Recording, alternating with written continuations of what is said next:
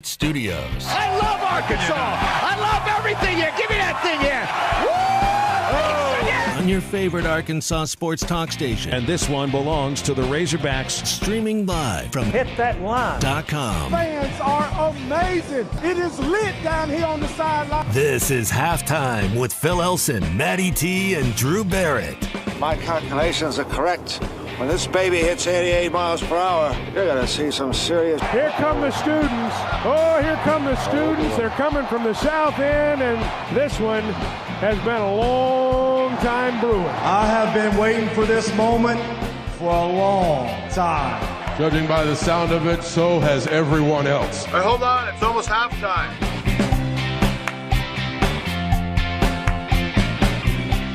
Hey everybody, what's going on today? Day 2 of public school and private school for a lot of people. I wonder if you're being a little bit nostalgic about day 2. It's like baseball and opening day.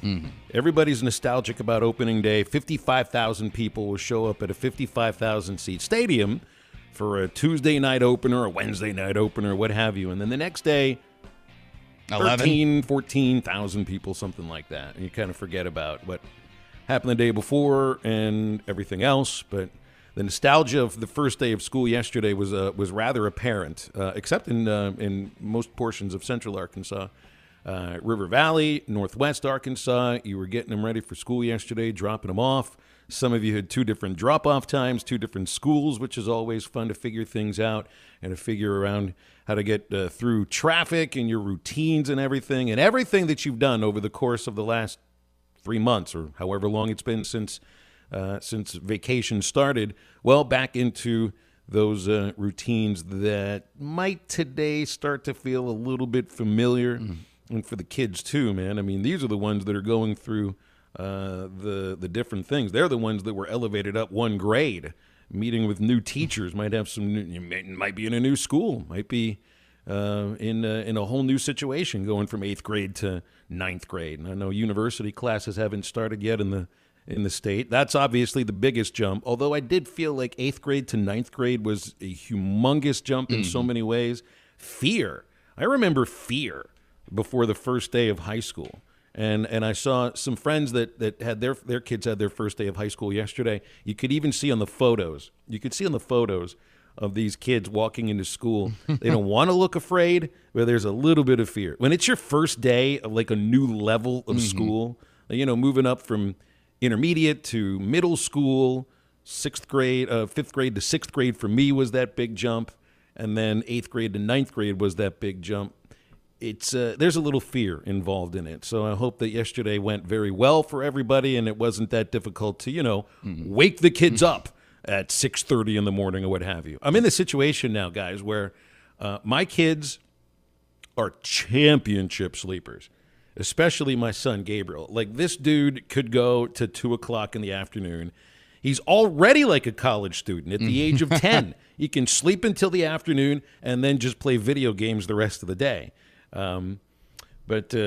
Yeah, now I'm going to have to try it. Now, this week is the week before they go to class, before they start going to school. So you're not going to find me with those nostalgic photos and necessarily the moments just yet. No tears coming down my soft cheeks the last couple of days about that. But it's like the tears for me are going to be about going over to these kids at 6:30 in the morning and starting to shake their shoulders. All right, I had to wake my butt up. Now you got to get your butt up, too, and get going. It was cool to see those photos yesterday. I hope the first day of school went well. And now, today is just like every other day of school for the rest of the year. Yeah, pretty much. And before I talk about some things that you just hit on, I was told that apparently I forgot to give a shout-out to my favorite teacher who does listen to this program. So shout out to Miss Hassel's kindergarten class on their first day of kindergarten. You got to make sure you get that in. And now second day. You got to wish the future misses a happy first day. The wedding's on the line if you forget to do this. I was reminded about it after the show yesterday because she does go back and listen to it or listens during her free time. So appreciate her listening and appreciate all the other teachers out there listen. But I never had that big jump growing up. The first big jump I had was from high school to college because I went to a very small rural school out in the middle of BFE where from pre-K through 12th grade, there were less than 400 students. if you've stepped on campus for 5 seconds, we've met. Yes, I knew, when I was in 7th grade, I knew the seniors. When I was a senior, I knew the 8th graders. You had classes all in the same building. Like, you might have a senior math class, and then right next door, you've got a 7th grade art class going on. Like, it was that small. So the first day that I walked on a college campus where it was more than just the same 350 faces that I had seen for the last 10 plus years, that got a little overwhelming, where I went from literally a few hundred to 10,000 people on a college campus at once. That was my big shock. That must have been the cultural shock for you more than anything. So, Phil, you know how it is in Little Rock with all the Catholic schools. So I went to Christ the King, and once you go from 8th grade to 9th grade, all the Catholic school kids, all the boys go to Catholic high. And I'll tell you what, I was really nervous about it. And there was a thing too, when the seniors would pick on all the freshmen, it was just known. It's so you were just prepared. It's I'm going to come in here and I'm going to be bullied all year long. And the seniors would get their class rings, and it was a thing when the freshmen would walk by, they would turn their rings upside down and hit you on top of the head with it. Yeah. See, I was about to what say, a great culture lovely of memories high school. We had freshmen. So needless to say, I never got into that. It's it never won me over. See, we had freshman hazing and stuff like that, like everybody else. But it was, for a lot of my classmates, it was done by your cousin Bob, or it was done by the kid that lived 2 farms over. You're going to see him over the weekend as well. Yeah. I mean, if the senior bullied you too much, all you had to do was tell his mom at church on Sunday. Yeah.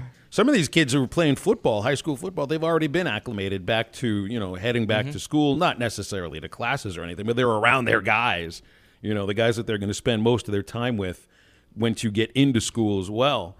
Now, I mean, Matty obviously just brought up a moment that sticks in his mind as fairly negative. Didn't sound very enjoyable. Well, I still remember it. Yeah, and you will. Yeah, we remember still throbbing a bit. Remember those negative moments sometimes a little more than the fun, positive moments. But what were your good or bad memories of the first day of school? Because the one that sticks out for me was one that turned into a good memory, although I was as scared as I could possibly be. It would have been going into, I think it was 4th grade, and I'd heard about this teacher who had a habit of pinching students' cheeks on their faces, and they would just sort of stand there and take it. And he was a big man. He had a big booming voice. He taught math. He taught social studies. He had a real authoritative air. And I saw him the moment I got off the bus greeting kids at the main entrance.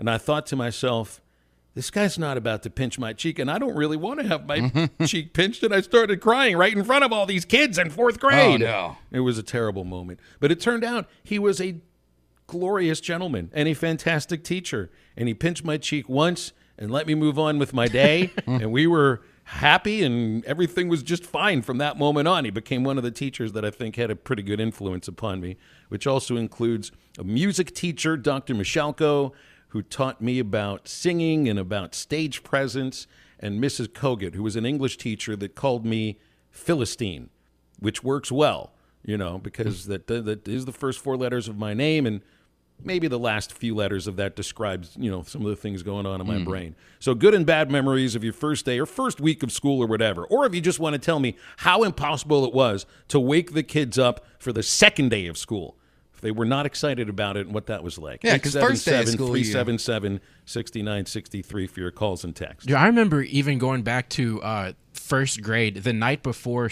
the first day of school, I could never sleep. I was always excited. It was either just nerves. I think it was more nerves. I was just nervous. First day outfit picked out. You didn't know what your teacher was going to be like. You didn't know who was going to be in the class with you, and I could never sleep before the first day of school. See, I remember having that type of feeling from kindergarten through 2nd grade. But then when you move out to the middle of nowhere and you have school uniforms and you've gone to school with the same 25 people since 3rd grade, you kind of know who's going to be there. And plus, I went to such a small school. By the time that my 3rd grade teacher, Miss Williams, also ended up being my senior math teacher. She just moved up, after 20 years of elementary teaching, decided to go get her master's and be able to do basically a higher level of education. And she was my first teacher at Rossville, and I'm pretty sure she was my last period my senior year. Like that is a big 360 right there. Did you mind having her more than once? I did not. I love Miss Williams. Now, she lied to me in 3rd grade that said everybody will write in cursive and you have to learn this. And as we learned a couple weeks ago, Alyssa Orange is the only person in the world that actually took that to heart. How do people sign check? Oh, who writes a check anymore? Well, that's the only thing you need cursive for these days, just about. I remember being so massively let down going from 3rd to 4th grade. I mean, for 3 years, I was excited because when you get to 4th grade, you get a classroom upstairs. Oh, and I was like, wow. man, that's where the big kids are. They're upstairs. First day of school, we get there. My teacher, I guess she had some kind of surgery or something. I had there was 4 4th grade classes. I had the 1 4th grade class that was still downstairs with all the kids, the 1st, 2nd, and 3rd graders. I get that. Yeah. I get You're that. back at the kids' Dude, table. I was like still a at kid. I was Thanksgiving so with the ready to family. be an adult. I was bragging about it to my sisters and everything. It's like, yeah. so y'all are going to be downstairs, and then I'm going to come in. I'm going to go up the stairs, and I'll be up there, with all the big kids. And first day is when I'm still in here with all the kids. There's one That was a teacher I still terrible have a year. memory of that I had a good memory of initially, but the guy, Mr. Nelson, in high school, he didn't let me. He gave me a C on a philosophy project because he disagreed with me that Ted Williams was a hitting philosopher. Everybody else was writing about Nietzsche, and Leviathan and all of those sorts of things. I thought the way Ted Williams taught hitting was sort of a philosophy too.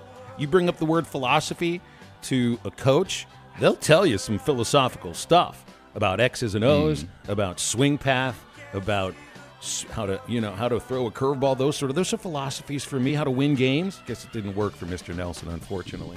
I got to see with a baseball connection to a paper too. So I feel it. I feel you. Well, we'll feel all of our pain here on day number 2 of school throughout the next 3 hours on halftime, which will include talking about Arkansas's 4-0 European trip. Hogs looked apparently they were just incredible defensively for most of this 4-game swing, outside of maybe one game. Offensively, there were some things to clean up that must hit on turnovers, 3-point shooting at the top of the list. Arkansas football yesterday had their first morning practice. They've already concluded today's morning practice. Offensive line coach Cody Kennedy met with the media, and we'll play some of that sound later on in the show. Jalen Battles got some national love for meeting a little leaguer who hugged a pitcher that had hit him in the head. That was something we got on last week. That was an interesting thing, too. See the World Series being pushed all the way back, possibly. Well, it will be pushed back into November. And we'll talk about the Dodgers with resident Dodger fan and Pig Trail Nation sports director Alyssa Orange. Nate Olson for high school football in hour number 2. But after the break, it's the voice of the Razorbacks, Chuck Barrett, joining us on halftime. When you don't believe a word I say.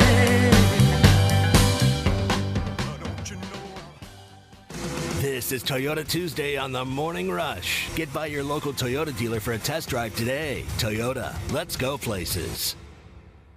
Touchdown, Arkansas! We fought back. We took a punch, and we answered back. He's going to go! Johnson's at midfield, and there he goes! 98 yards.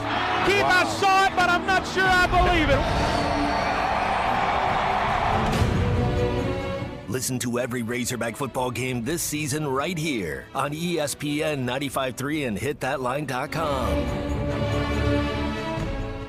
ESPN 95.3 is live on location. Hey, Ty Richardson back with the Morning Rush, ESPN 95.3, live on location at Hardee's, 2720 Rogers Avenue in Fort Smith. We are getting ready for our annual Thick Burger contest this Saturday at the Phoenix Hardee's location. And if you want to be a part of this spectacle, this event, then you need to come by and see me at the Hardee's location on Rogers till 1 o'clock today. I'm going to be here for 2 hours taking applicants to see who can eat a Hardee's Original Angus Burger in 90 seconds or less. Some have tried, some have succeeded. Do you want to be a part of that group? Then come on by and see me. If I can do it, trust me, you can do it. We're at 2720 Rogers Avenue at this Hardee's location, getting you ready for the 17th annual football trip of a lifetime. Chiefs and Titans. Harry Robinson Salisaw Ford wants to buy or trade for your vehicle today, and they will give you top dollar. Pre-owned car values are at historic all-time highs, and your car today is worth more than it ever will be again. If you are driving a 2013 model or newer with 120,000 miles or less, bring it to Harry Robinson Salisaw Ford, and they'll give you more than any other dealer. Even if you don't want to buy a new car, they'll still buy yours. Harry Robinson Salisaw Ford, 1 mile south of exit 308 off I-40 in Salisaw. Was your roof damaged by recent storms? Don't fall victim to out-of-town contractors and fly-by-night repairmen. Trust the local roofing professionals at Able Roofing. Call their local number, 474-0006, for a free roof inspection. Never trust something as important as the roofing system on your home to a storm chaser. Able Roofing, 474-0006, will work with your insurance company. Call now for your free roof inspection, 474-0006. Able Roofing, the hometown roofers. The good old summertime is here, and Jelco Outdoors has all your fishing gear for summer trips at the lake or river. Check out the fishing kayaks by Old Town and New Canoe. Summer savings up to $300 off select model. Get ready for fall archery season now with a new bow by Hoyt, Matthews, Elite, and Bowtech. Jelco has the largest selection of box blinds for fall hunting. Come see us at Jelco Outdoors during the good old summertime. Jelco Outdoors, 4600 South Zero in Fort Smith. High-Tech Truck Refrigeration Service is all about God, family, and our country, and they proudly display the red, white, and blue. At High-Tech, they specialize in truck and trailer repair, service, and are certified in refrigeration repair. And every day, give thanks to those who have served our country and paid the ultimate sacrifice for folks like you and me. High-Tech Truck Refrigeration Service, located in Van Buren at 6410 Alma Highway or at 479-474-2220.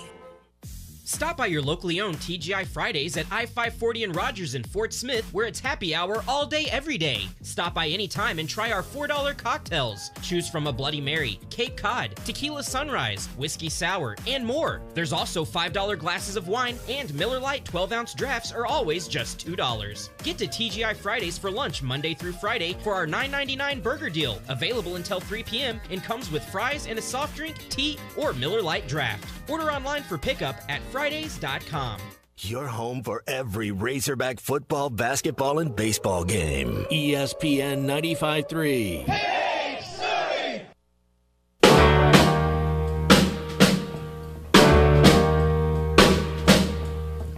Walking through a party in the county jail. The prison band was there, they began to wail. The band was jumping and the joint began to swing. You should have heard this knocked out jailbird sing. Let it rock. Everybody let it rock. Everybody in the wholesale block was dancing to the jailhouse rock.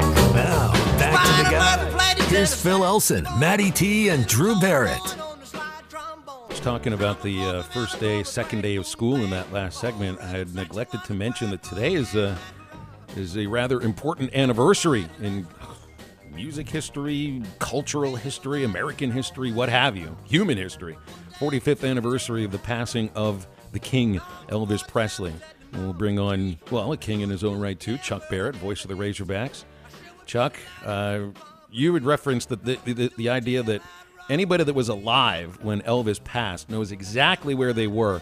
My guess is I was being cradled by my mom because I was like 8 months old when it happened. So that's the only thing I can come up with. And, of course, Maddie and Drew weren't around. I was 14. I remember when it happened. I remember where I was when it happened. I think most people who are of that age or our age who are old enough to remember, it was one of those moments in American history where you kind of remember where you were. And Elvis's death was a big deal. I mean, it was, people, in the streets, the children screamed, the lovers cried, and the poets dreamed. I mean, that's kind of how it was. I mean, it was a big deal that day. Yeah, and I mean, a sad day more than anything. I mean, we've had deaths recently. I mean, just yesterday, Pete Carrill, the legendary Princeton basketball coach, Bill Russell, Olivia Newton-John. You can make a case in some of these cases. Olivia Newton-John, 73, is maybe young to die, but she lived a full life, and these were more remembrances of like a celebration of their lives more than anything else. With Elvis, there was the thought that he died young still. I mean, what was he in? He was still in his mid to late 40s. He was 42. I mean, his death was tragic. I mean, it was, and people who are of age again, I mean, remember that, the last 3 or 4 years of his life, I mean, he deteriorated a lot, and there were a lot of, issues there, and he was much different when he died than when he was at his, zenith as a star. But, his was a sad deal. Mm-hmm. It's funny. I listened to a lot of classic episodes of American Top 40, Casey Kasem, and it's all 70s and 80s. And he always has to make the point of when the rock and roll era started, when he's talking about history of the Billboard Top 100 and Top 40 and everything he focused on. And the two acts that he always points to of really what helped with the birth of the rock era, and there's all sorts of acts you can point to, are the Beatles and Elvis. And it's funny, too, because, like, my parents, Chuck, grew up Beatles maniacs, loved them. I don't think they cared very much about Elvis. And in some cases, it's like the two fan bases didn't necessarily see eye to eye. Well, I'm a little too young to remember when the Beatles hit. That was before I came of age, and Elvis was already a mega star. I was born in '63. I was not a huge Beatles fan, not because I became a Beatles fan later, but not at the time. I was just too young, I think, to appreciate all that. Yeah. Well, let's get into basketball here. Arkansas men's basketball go 4-0 on this European tour. Looked like they played a veteran team in the Bakken Bears yesterday. What are your impressions of what you watched in these 4 games? Well, it was a mismatch. The team yesterday was probably the best of the 4. The second team they played was decent. It was a situation where I think they knew going over there they were going to win the games. Coaches watch things differently than we do, and I'm certain that there are going to be many, many things that they come back and work on. Defensively, they forced a lot of turnovers because they were just better than the other team, more athletic, had them overmatched. They got a little ahead of themselves sometimes offensively, and that happens sometimes when you're playing a team that's physically overmatched. You kind of go into showtime mode, and I thought they did that a few times, turned the ball over. But, Trevon Brazile just was, he was just unbelievable. I mean, I've watched him at Mizzou, and he was okay. He kind of came on for him at the end of last year. I think he had 15 in one game at the conference tournament. But, he was a superstar over there. I think, obviously, Arkansas' system fits him well. I wondered when he came in, quite honestly, if he was just going to be a guy that, you counted on for block shots and rebounds. And I still think that's going to be defending above the rim is going to be the thing that gets him on the floor, keeps him on the floor. But, he displayed some offensive skill that I'd not seen before, and his shooting percentage was just off the charts. I mean, it's not like he was just, taking bad shots and jacking them up, and it just happened to be a day when they all fell in. I mean, he was taking shots within the system. So I was encouraged by that. Nick Smith Jr. is, the ball's going to be in his hands. He's the best player out there, and there's a reason why he is as acclaimed as he is. And based on what I saw, it's all, it's all justified. But, the competition's going to be a lot better. None of these teams are as good as any team Arkansas will play in the regular season, not a single one. So, from that standpoint, they overmatch the other guys. But just from an overall perspective, I can't help but believe that as a young guy, you've got a little bit more appreciation for the game. You see how it's played in other parts of the world. You hope they come back better basketball players as a result of all this. Well, I mean, the athleticism is obvious just watching any of the highlights, even if you didn't, pay for Flow Sports and watch all 4 games closely. And I think of a word that KJ Jefferson uses to describe what his offense is, and at least what they were in Saturday's scrimmage, which is explosive. And I thought last year's basketball team had some explosive quality to them, and it was turning defense into offense quickly. Now, they had their issues shooting threes, occasionally the issue with a turnover. I see this team, though, as they will have that same ability to turn defense into offense. And defensively, they're going to create a lot of problems. You mentioned Trevon Brazile's length and his defense around the rim. And, I mean, he's about the same, maybe the same height, but bigger leaping ability and better, arm length than some of the guys he might be guarding. But you look at like a Nick Smith or an Anthony Black or Jordan Walsh. These guys are like a little bigger, taller, longer than the guys that they'll be guarding theoretically. And I think defensively, man, they're just going to create problems for other teams. Well, they certainly have the potential to, and I think that's the thing everybody's going to notice the first time they run out on the floor is this is a really big, long basketball team. Tall, wingspan.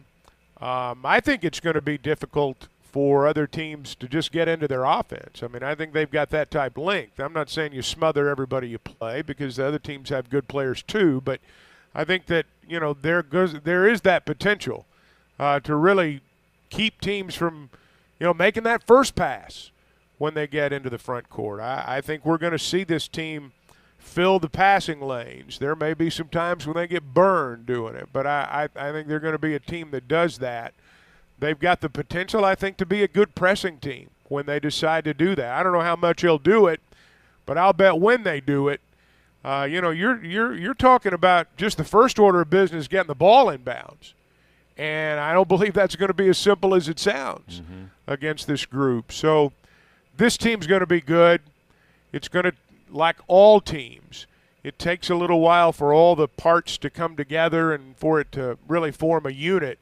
And that's one of the things that you benefit from, even in games where you're playing overmatched opponents. You get a little bit of a head start on that process. So they're going to be good. People are excited about them. There's every reason to be. There are so many good players on that floor, so many big athletes. You're not going to see Arkansas, and there's nothing wrong with taking a charge, but I don't think their defending at the rim next year is going to be when a guy drives around him. And I don't think that's going to happen as much, by the way. But when a guy gets around him, I don't think the philosophy is going to be let's draw a charge. You got guys who can play above the rim. And, I'll go back to some points we've made before, Phil, that, I thought when they played Baylor and then when they played Duke in the back-to-back Elite Eights, the difference was the ability to defend around and above the rim. Baylor was better. Duke was better. I think that's why Arkansas, frankly, lost in both those games. I think that, you've got to, when you get to the Elite Eight back-to-back years, you've got to take a hard look at what's kept you from getting to the Final Four. And I think length and the ability to defend above the rim were two of the areas that were identified, and they went out and they dealt with that in the way they rebuilt their roster. And I think that's going to be a big, big difference. And I think it's going to serve them well. And I think this team is going to be a team that, hey, there's going to be some nights when they physically dominate some people. Now, Chuck, there was a lot of great things that happened in Europe. I mean, the emergence of Trayvon Brazile, I don't know if anybody really expected him to dominate the way he did, especially in Game 4. And there's a lot of good things about this team that makes you excited, but there is the other side of the coin. There's the 30 turnovers, which you can, kind of blame on young, inexperienced, playing together, just freshman mistakes. But was there a player that kind of stuck out to you through this European trip that I'm not going to say was disappointing, but you thought could have played a lot better, or you were expecting them to kind of show up and be a little bit better? No, honestly, no. I don't read anything into it as far as the turnovers go. I just don't read anything into it. These were games, if you watch the games, and I bought it and watched them all, this was a situation where guys were trying to make showtime plays. You're not going to be in a situation in the regular season where you overmatch a team physically, where your offense is like, let's throw an alley-oop and dunk on these guys. You're going to have to work within the framework of your offense a little bit more. So I don't put anything into that, frankly. This is going to be a team that gets up and down the floor. And, just by virtue of the number of possessions, you may statistically have a few more turnovers. But I'll bet you at the end of most nights, we force more than we haven't. I just don't put much into that. I think when you're playing better teams, your approach offensively will be different. And also, too, I mean, think about this. I mean, they're not going to be frolicking in the ocean or practicing set plays on the beach, before they go up against Kentucky you also will have scouted your opponent, right? And Muss is, meticulous in his preparation. And I just think that, this was about the experience of being there. They played some basketball while they were there. It was probably fun to play some other guys. A lot of guys put up big numbers. They made it a point that, everybody that went on the trip started at some point in time. And so you had different combinations out there. You had a lot of experimenting going on, who works best together. But again, for the most part, you were playing an overmatched team. So I think when they go back to work, they see things we don't see. We see one guy beat another guy to the basket. They're looking at footwork. They're looking at technique. They're looking at things we don't see because they are obviously aware that we're going to play better teams as we move down the road. And some things that worked in that situation in Europe might not work that way, even in an early season ball game. So they've got plenty to work on when they get back. But I don't think there's any reason to sound the alarm on anything, frankly, because and part of it is, like you say, Phil, you're not at the beach a couple hours before you play a game in the regular season, and you're not getting off a plane and going straight to the arena with your luggage lost. I mean, there's just things that that come up in that situation you just don't deal with in the regular season. I also have a feeling that the next exhibition they play, which is red-white game against each other, is probably going to be better competition than they faced in Europe too. We'll have more with Chuck after a quick break here on Halftime. And we're brought to you on a Tuesday, Taco Tuesday, by Joe's Grilling Cantina in Fort Smith. It is Taco Tuesday, so get over there for dollar tacos all day long. The crispy tacos, beef or chicken, just $1. Pork carnita tacos are $2.95 and just $1 more for brisket or pork belly tacos. Plus, you get an ultra light draft for $2.25 all day long at Joe's Grilling Cantina in Fort Smith. You can order on their website, joesfortsmith.com, or download the Waiter app to do the same, or you can always give them a visit in Fort Smith across from Harp's Joe's Grilling Cantina. Got a question for Chuck? You can call or text 877-377-6963. Back after a quick break. It's halftime. There must be lights burning brighter somewhere. Got to be birds flying higher. This is Toyota Tuesday on the Morning Rush. Get by your local Toyota dealer for a test drive today. Toyota, let's go places. Start the second half of the baseball season the right way and turn Ks into cash and big hits into big wins with FanDuel Sportsbook. Right now, new customers can step up to the plate with a no-sweat first bet up to $1,000. Just sign up using promo code PLAY. Place your first bet, and FanDuel will give you up to $1,000 back in match bets if you don't win. Download the FanDuel Sportsbook app and sign up using promo code PLAY to get started with your no-sweat first bet up to $1,000. 21 plus and present in Arizona, Connecticut, Iowa, Illinois, Louisiana. Permitted parishes only. Michigan, New Jersey, New York, Pennsylvania, Tennessee, West Virginia, or Wyoming. First online real money wager only. Refund issued as non-withdrawable free bets that expire 14 days after receipt. Restrictions apply. See terms at sportsbook.fanduel.com. Gambling problem? Call 1-800-GAMBLER or visit fanduel.com/RG in Iowa, Michigan, New Jersey, Pennsylvania, and Illinois. 1-800-NEXT-STEP or text NEXT-STEP to 53342. 1-888-789-7777 or visit ccpg.org/chat in Connecticut. 1-877-70-STOP in Louisiana. 1-877-8-HOPE-NY or text HOPE-NY 467-369 in New York. Tennessee Redline 1-800-889-9789 in Tennessee. 1-800-522-4700 in Wyoming or visit 1-800-GAMBLER.net in West Virginia. ESPN 95.3 is live on location. Hey, Todd Richardson back here at Hardee's, 2720 Rogers Avenue in Fort Smith. You can eat third of a pound cheeseburger. Yeah, I think you could too. Well, stop on by and see if you can demolish in 90 seconds or less the Hardee's Original Angus Burger. We've had many try and many succeed, and you want to be a part of that upper echelon, of that special group that gets to compete in the annual Thick Burger Contest this Saturday at our Phoenix Hardee's location.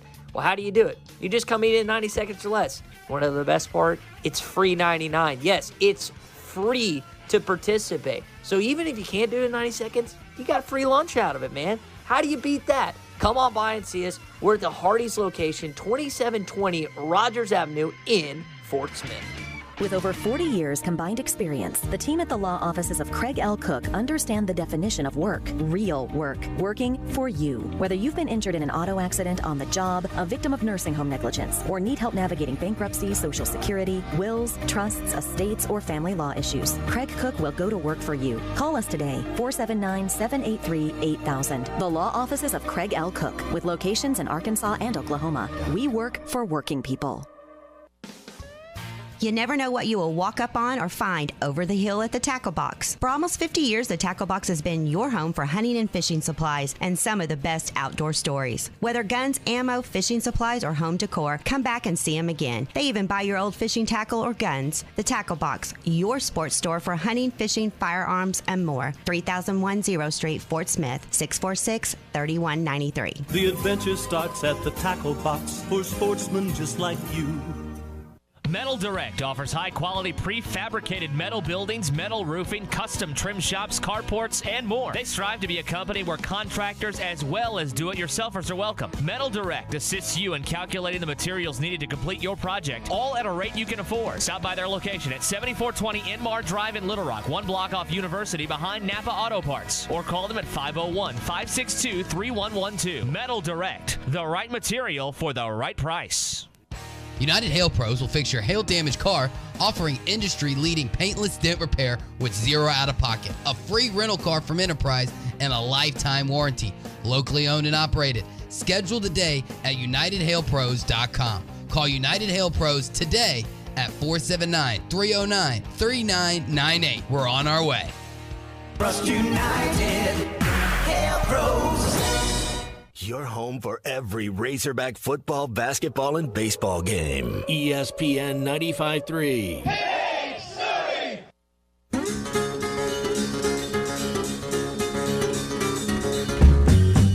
Well, I quit my job down at the car wash. I left my mama a goodbye note. By sundown, I left Kingston with my guitar under my coat. I hitchhiked all the way down to Memphis, got a room at the YMCA. For the next 3 weeks I went a-hunting them nightclubs looking for a place to play. Well, I thought my picking would set them on fire, but nobody wanted to hire a guitar man. You're listening to Halftime with Phil Olson, Matty T, and Drew Barrett. Want to jump in the conversation with the guys? Call or text into Halftime at 877-377-6963. Chuck Barrett joining us here for this segment on Halftime. And yesterday, Chuck, we spoke on this Mark Stoops versus John Calipari situation going on there at the University of Kentucky.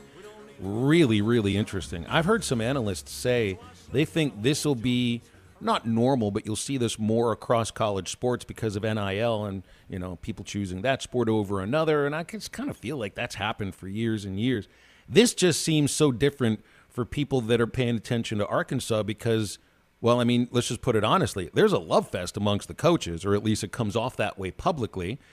But I do remember it wasn't always like that here at Arkansas. It wasn't always #one Razorback. And Bobby Petrino, you could probably point to him. Like, I don't know if he would have tried to be diplomatic the way that Cal has tried to be the last couple of days. I'm not sure if that was in his DNA. Well, you know, Cal just misspoke. I mean, Cal got a little, wordy like he tends to do. And before he knew it, he just stirred up a hornet's nest. Now, he's right. Kentucky's a basketball school, but they need to act like it. And the onus is on him to, all right, you've declared it. You've redeclared it. Now be one. And I'm not sure that they've lived up to what a lot of people, particularly in their fan base, feel like, they should be. I mean, this is a team that was sub-500 in the COVID year and lost to St. Peter's. They've not exactly set the world on fire, the last couple of years. And, Stoops, I think, is just looking for something to fire his team up with, and it probably has worked. Stoops is a little bit talking out of both sides of his mouth because he's benefited from the fact that he was at a basketball school. If Kentucky was a football school, Stoops would have been fired before he was able to, bring all this to fruition. He's benefited from the fact the Eastern Division's been down. last 6 or 8 years, with the exception of Mullen, a couple of years at Florida, it's basically been, Georgia and everybody else. So they've kind of benefited from that, I think. But, I also think Stoops has done a great job. And, this kind of Calipari just kind of put something that landed right in his wheelhouse, and he swung for the fences. Yeah. And it makes for good fodder. I don't think that it's going to lead to a lot of this stuff between schools like some have said. I don't see that happening. I just think that, Cal just, started talking the way he does, and before he knew it, he talked too long. Well, one thing Stoops has been really good at Kentucky is focusing on toughness around the line of scrimmage. And I remember you had told me that was the one main thing, amongst a bunch of other problems that Arkansas football had under the previous coaching staff, that they needed to reinstall toughness on the line of scrimmage. And I think that's pretty evident on the offensive line that has been instilled. And the interesting thing is that 4 of 5 positions you got returning starters, those guys were all recruited under Chad Morris, if I remember correctly. They've put on the weight, they've gotten tougher, and coaching major aspect of this, if not, the major aspect of it. Well, I just think Sam Pittman brought a football mindset, a real football mindset, a physical mindset. I can remember Keith Jackson said, maybe during the early part of the Morris era, maybe even before that, at some point you've got to stop scheming and you've got to play the play. And when you play the play, all that scheming goes out the window if you can't block them up. I mean, you can have the most beautiful play in the world design. You can have every matchup known to man in your favor, but if you don't block them up, it's all going to fall apart. And Arkansas they lost their identity. I think when you contrast that with what's happened with Stoops over there, they didn't really have an identity. And he sort of instilled one into their program. I think Sam Pittman has reinstilled an identity that we got away from, frankly, when he left and went to Georgia. I thought Bielema at the end got away from the mindset that he had at the beginning, and I think that hurt him and led to disaster at the end of his tenure. And Chad Morris, he was a schemer. And I don't mean that, in a negative connotation. I just mean this was a guy that he was a matchups guy. He was what I call PlayStation coach. And, football's about hitting every day. That's what Pittman's teams do.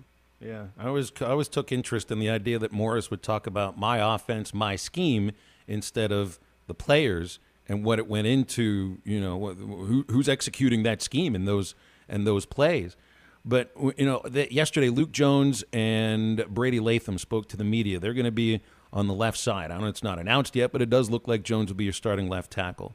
And Brady answered a question about playing next to Ricky Stromberg for the last 3 years, essentially. And I just wonder how he's talking about the visual cues that Ricky will pass off to either guard. These guys know each other very well. They can communicate without speaking. I don't know if every offensive line is able to do that because these guys have played together for 3-4 years in some cases. How much do you put? It's not just returning starters. It's returning starters for the last 3 years.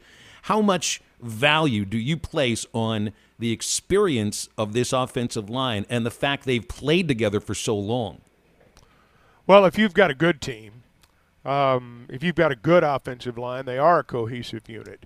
You do know one another's movements.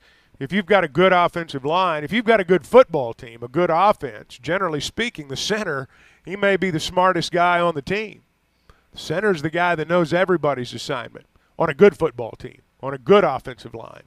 And Stromberg does. And the other guys certainly, I think, follow his lead. Now, they're very good players in their own right. I'm not suggesting that they're not. I'm just saying that on a good football team, the center is the leader of the offensive line, and Stromberg is. And so that's the role that, again, a good center fills. And he's not only a good football player, he's, again, oftentimes the smartest guy on the team, and he knows what everybody's supposed to do. It all starts with him, and he knows it. And we've got one like that, it appears. With the strength of the offensive line coming back, and, of course, most of your rushing yards coming back. Do you think Arkansas is going to lead the SEC in rushing again?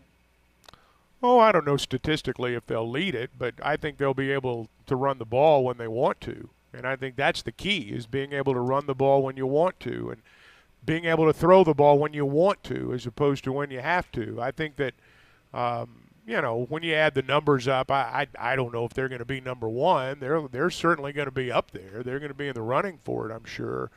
I think they'll be what they've been, as a physical football team, a physical offense, a team that can put the ball in the belly of the running back and when it's 3rd and 2 and feel like you're going to get 3. So I don't expect that part to change. Chuck, we'll leave it there, man. Appreciate you hopping on with us. It's always good talking with you, and we're looking forward to doing this each week for the remainder of time. I'll be here. Thank you, guys. Enjoyed it. Appreciate it, Chuck. That's the voice of the Razorbacks, Chuck Barrett, joining us here on Halftime. You want to react to anything Chuck mentioned? 877-377-6963 is the number to call or text. And we'll wrap up the first hour right after this on Halftime. Tonight, tomorrow will be too late. It's now or never. My love won't wait. When I first saw you with your smile. ESPN 95.3 is live on location. Hey, it's Ty Richardson, and we are live at Hardee's, 2720 Rogers Avenue in Fort Smith. We have our annual Thick Burger Contest this Saturday at the Phoenix Hardee's location, and you only have 2 more opportunities to qualify for this event, which, if you haven't heard, a football trip of a lifetime is on the line. We're talking Titans. We're talking Chiefs inside of Arrowhead Stadium in the month of November, where, man, it's going to be a barn burner, folks. That's a game that you don't want to miss out. 2 competitive AFC teams that you don't want a chance to miss out on. I mean, this is the chance of a lifetime that we're giving you. If you stop by and see us, qualify, eat a Hardee's Original Angus Burger in 90 seconds or less, and then you're in for the contest to who take home the trophy on Saturday. Stop by and see me, 2720 Hardee's on Rogers Avenue.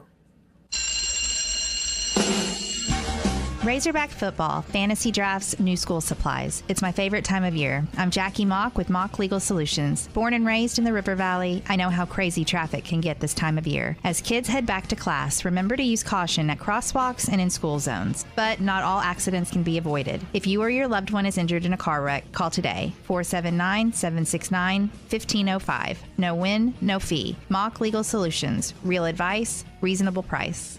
Gray Steel Structures Incorporated is a family-owned business based in Greenwood specializing in steel structures. Owner Will Gray has 20 years experience doing the job right and making sure you're satisfied with the structure you have a need for. Gray Steel Structures serves both commercial and residential customers. Whatever your need may be, mini storage, RV storage, home workshop, or any metal building need, make Gray Steel Structures your first call. Gray Steel Structures, 252-2783. That's 252-2783. GraySteelStructuresInc.com. That's Gray with an A.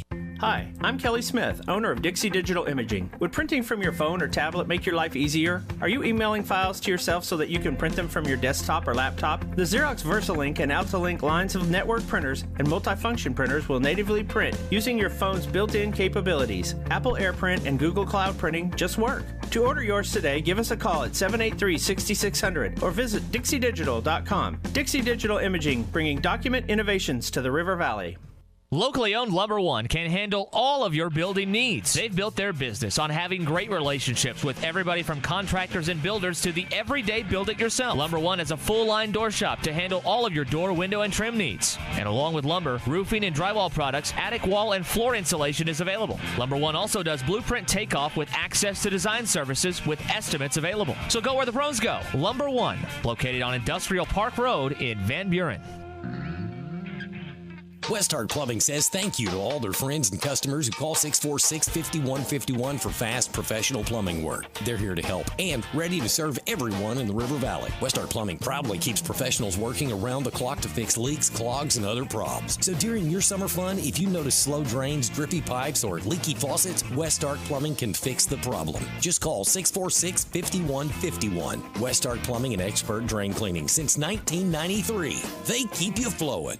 Fishing never stops. Make a Wake Bait and Tackle has everything from jigs to raincoats, Todd Huckabee crappie rods, Bobby Garland crappie jigs, and stay warm and dry with a River West rain suit, the area's largest selection of Zoom plastics, Flash Mob Jr., Kitech swim baits, Mega Bass rods, plus rattle traps, life jackets, and rod and reel repair. Find all the top brands and everything you need at Make a Wake Bait and Tackle, 1 mile east of I-540 on Highway 64. Make a Wake Bait and Tackle. Your home for every Razorback football, basketball, and baseball game. ESPN 95.3. I am just a lonesome cowboy, and I'm traveling all alone. I ain't even got a nickel to call my baby on the phone.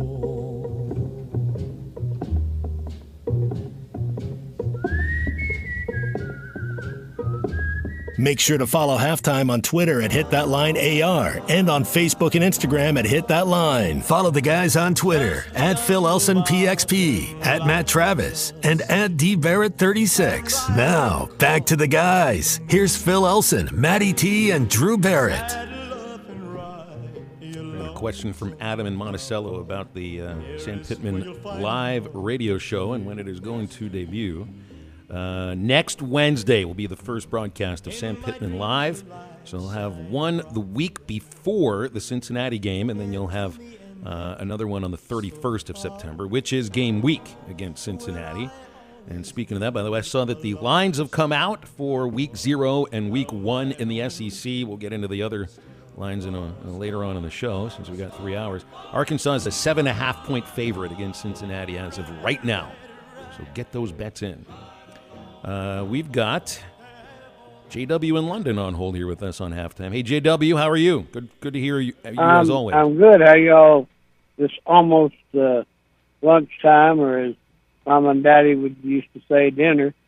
I've got to Drew give calls you a it dinner, shout-out. too. He eats lunch at 9, has so. dinner at 2 once the show's over. You eat the Bed by supper 5, yeah. in the evening, and you eat dinner in the middle of the day. I call it But supper. anyhow, I got to give you a shout-out because I'm a farm boy and a fisherman, so I get up early, like at 4:30 or so every morning, and I got work I got to do. I've already spent about, 3 or 4 hours outside. This time of year when it's hot, I kind of retire to the inside for a few hours. And it is nice having a 3-hour format because it doesn't seem so forced. It seems comfortable. And I like that a lot. Well, I appreciate that, JW, because I've been saying it for 4 years. We've just been and forcing I've 3 hours to- into 2 hours. So, that third one means we can just kind of relax a little bit. It's just easy. It just makes it relaxed. I tend to do a little horizontal resting and all that good stuff. And one of the things that I have to admit is that I don't really recognize Elvis's death. Because as far as I'm concerned, he's still very much alive in me. When I was 8 or 9 years old, I bought them records when they came out. And kind of changed my life. Kind of made me what I am today. And, I have always been kind of a rock and roller and a hillbilly rock and roller at that. And with Elvis, he was such a powerful person. The Jailhouse Rock thing that you brought on, that's unreal. Because, I've been there. But, And I'm going to say to y'all one more time, I really do appreciate your format. I enjoy being able to listen to y'all. Now, I have to admit, the boys at Polly, Ruskin, and Zach had one of the most killer guests that I've ever heard on yesterday. Brandon somebody. Yeah, they had Tim Brando, right? yeah. He's made for a 4-hour radio program. Brando, who's great, is rather talkative. I felt like I was at a religious meeting. I was saying hallelujah from the first. He got right off. I ain't going to check out at Walmart. If I'm going to spend my money, you got to check me out. And it just got better after that. I enjoyed it. But you ought to get him on sometime. We've had him on before. We've had Brando before. If you text him or DM him and ask him to go on a radio program, J-Dub, he's going. Like, he loves to talk sports. Supposedly he's going to speak in Little Rock here one of these days, and I've got that marked on the calendar. I'm going to try to make that. I would just like, because I mean, he just seems like he's pretty real. You know, and you all know this, among sports broadcasters, there are some people who just kind of mail it in. You know, they don't really get passionate about what they do. They don't do the work. And I've studied journalism. Journalism is hard work. Broadcast, print, whatever. It is hard work. And if you don't do it and just kind of hang out, what the heck? I mean, you're getting a check. How can you cash it? And Brando can cash the checks as far as I'm concerned. But anyway, thank you all again, and I do appreciate your show. It's good to hear from you, JW. I feel like Brando's in the point in his career where, I mean, he's going to prep as you have to prep for play-by-play. You just don't show up. No. Take it from me. I tried that like 24 years ago. It doesn't work very well to just show up for a game. For depth of knowledge and understanding of perspective and the history of sports, and specifically the sports he loves to talk about, college basketball, college football, you can sort of sometimes because you got a lot of depth of knowledge in his case. All right, we're deep into the second hour of halftime. 877-377-6963. We'll come right back.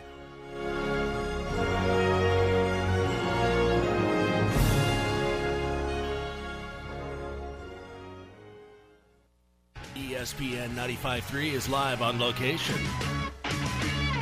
Hey, Ty Richardson back with the Morning Rush, ESPN 95.3, live on location at Hardee's, 2720 Rogers Avenue in Fort Smith. We are getting ready for our annual Thick Burger Contest this Saturday at the Phoenix Hardee's location. And if you want to be a part of this spectacle, this event, then you need to come by and see me at the Hardee's location on Rogers till 1 o'clock today. I'm going to be here for 2 hours taking applicants to see who can eat a Hardee's Original Angus Burger in 90 seconds or less. Some have tried. Some have succeeded. Do you want to be a part of that group? Then come on by and see me. If I can do it, trust me, you can do it. We're at 2720 Rogers Avenue at this Hardee's location, getting you ready for the 17th annual football trip of a lifetime. Chiefs and Titans.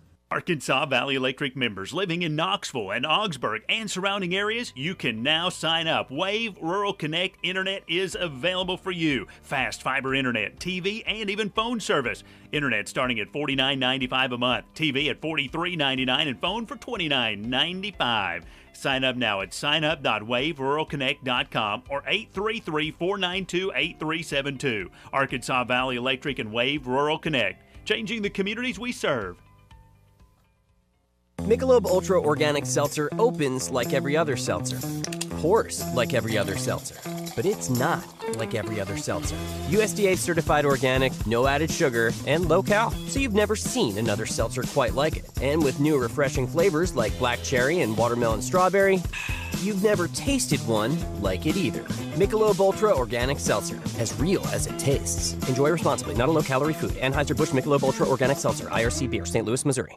Riley Farm Dental at the entrance to Riley Farms provides every type of dental care and procedures for you and your family. From general dentistry, braces, implants, and cosmetics, Dr. Bo Sparkman and Dr. Brogan give all of their patients better lives with a better smile, more confidence, and a comfortable experience every time. Riley Farm Dental, 5901 Riley Park Drive, Suite A, at the entrance to Riley Farms. Call 226-3500 for an appointment or visit RileyFarmDental.com. ESPN Arkansas weather. For today, showers and a few thunderstorms in place. Our high temperatures this afternoon, low 90s north, upper 90s south. Showers and storms could produce some very heavy downpours at times tonight. Overnight lows will drop down mid-60s north, near 70 south. And occasional showers and thunderstorms with us on Wednesday. I'm Sally Russell with your forecast on ESPN Arkansas. The weather is brought to you by W&W Automotive Complete Automotive Service and Repair, 242-1600. KERX Paris Fort Smith. The Bud Light Countdown is on. Arkansas football begins in 18 days.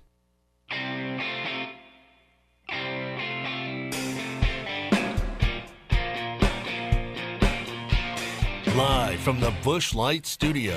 I love Arkansas. I love everything here. Give me that thing here. On your favorite Arkansas sports talk station. And this one belongs to the Razorbacks. Streaming live from hitthatline.com. Fans are amazing. It is lit down here on the sideline. This is Halftime with Phil Elson, Matty T, and Drew Barrett.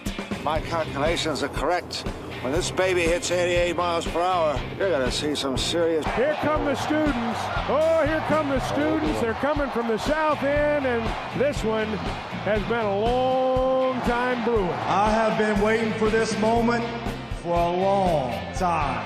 Judging by the sound of it, so has everyone else. Hey, hold on. It's almost halftime. I think I had a pretty good performance starting off, but I got to give the credit to my O-line and the receiver making plays, so helping me out on that standpoint. But I feel like I did have a great day today. Things I do need to get better at for small details and stuff like that. So, and as an offensive unit, I feel like we had a pretty explosive day today. We came out, we took shots early, but just got to clean up the little mistakes, the little details, all the penalties that we had. So, we just can't hurt ourselves. So, we're moving forward. We'll focus on cleaning up the mistakes and keep being explosive. Hear that word a lot as we move into the second hour of halftime. Explosiveness for an offense. You can call it kind of like contagiousness offensively for a baseball team. The ability to put up 4, 5, 6 runs very quickly and have everybody in that dugout can contribute in the same inning. Feel like explosiveness for basketball teams. We've seen that with Arkansas basketball the last couple of years, and we certainly will this next year. The ability to go on a 17-2 run. Offense that comes from every different angle and not just from one or two different players. And before you know it, team has grasped control of a basketball game. And when you think of explosiveness in football, I think it's about chunk plays, ability to score from almost anywhere on the field and score quickly when an opponent isn't quite ready, or just the ability to just overpower somebody and get down the field incredibly quickly. And so much of this is really on a 100-yard field. If you can get 20% of it on one play, that to me is explosive. And question would be, if you're going to replace the player who had 24 of your 60 total plays of 20 yards or more, and those were Traylon Burks who picked it up, then will you have the opportunity to be as explosive or more explosive? What made Traylon Burks explosive? The speed, the catch radius, the ability to win a one-on-one matchup down the field on a ball that feels like 50-50, but when it's near him, it's more like 70-30 or 75-25. Getting behind the defense is first and foremost, or making people miss. And Burks could run over a couple of people. He was more the ability to get behind everyone and then just outrun them. And we certainly saw that against Alabama, Texas A&M, Texas game. There was a lot of explosiveness there. There is a lot of explosiveness on this team as well. And I think there's no doubt about it. And wide receivers, there's probably 5 or 6 that can get behind a defense. For your running backs, like how many different running backs here can reel off a 20-yard play? Even in one game, you probably have 3, 4 running backs potentially that might be able to do that, depending on how large the holes are. And the offensive line is there to give your quarterback, KJ Jefferson, the time he needs to find someone open deep down the field and open the holes for some of these young running backs to do their thing. So explosiveness look, they were at times an explosive offense last year. So much of it felt like it depended on two things. One, KJ Jefferson getting out of the pocket and creating on the fly, and Traylon Burks just doing Traylon Burks things. I think, Drew, when the questions have come about the wide receiver group for Arkansas, sometimes it centers around their playmaking ability, the explosiveness, the ability to get, a 2-yard cushion on a fast defensive back that challenges you up near the line of scrimmage. I think you got more of them right now than you did last year. And KJ Jefferson throws a beautiful deep ball. So I see 60 plays of 20 yards or more last year. They had 11 receptions of 40 yards or more. 7 of those were by wide receivers that are no longer on the team. I'm here to tell you, though, I think that this team can generate more 40-yard-plus receptions this year, even without Traylon Burks or Tyson Morris or Davion Warren. And truthfully, it's going to be not a problem. This would be one of the things that they say is a good problem to have for a coach. I think you got so many good wide receivers, you're going to be leaving a fairly good football player at home when you go on the road this year, because you're only going to travel 7 receivers tops. You're probably leaving out someone who has a chance to contribute, because this group is really, I think it's a deep group.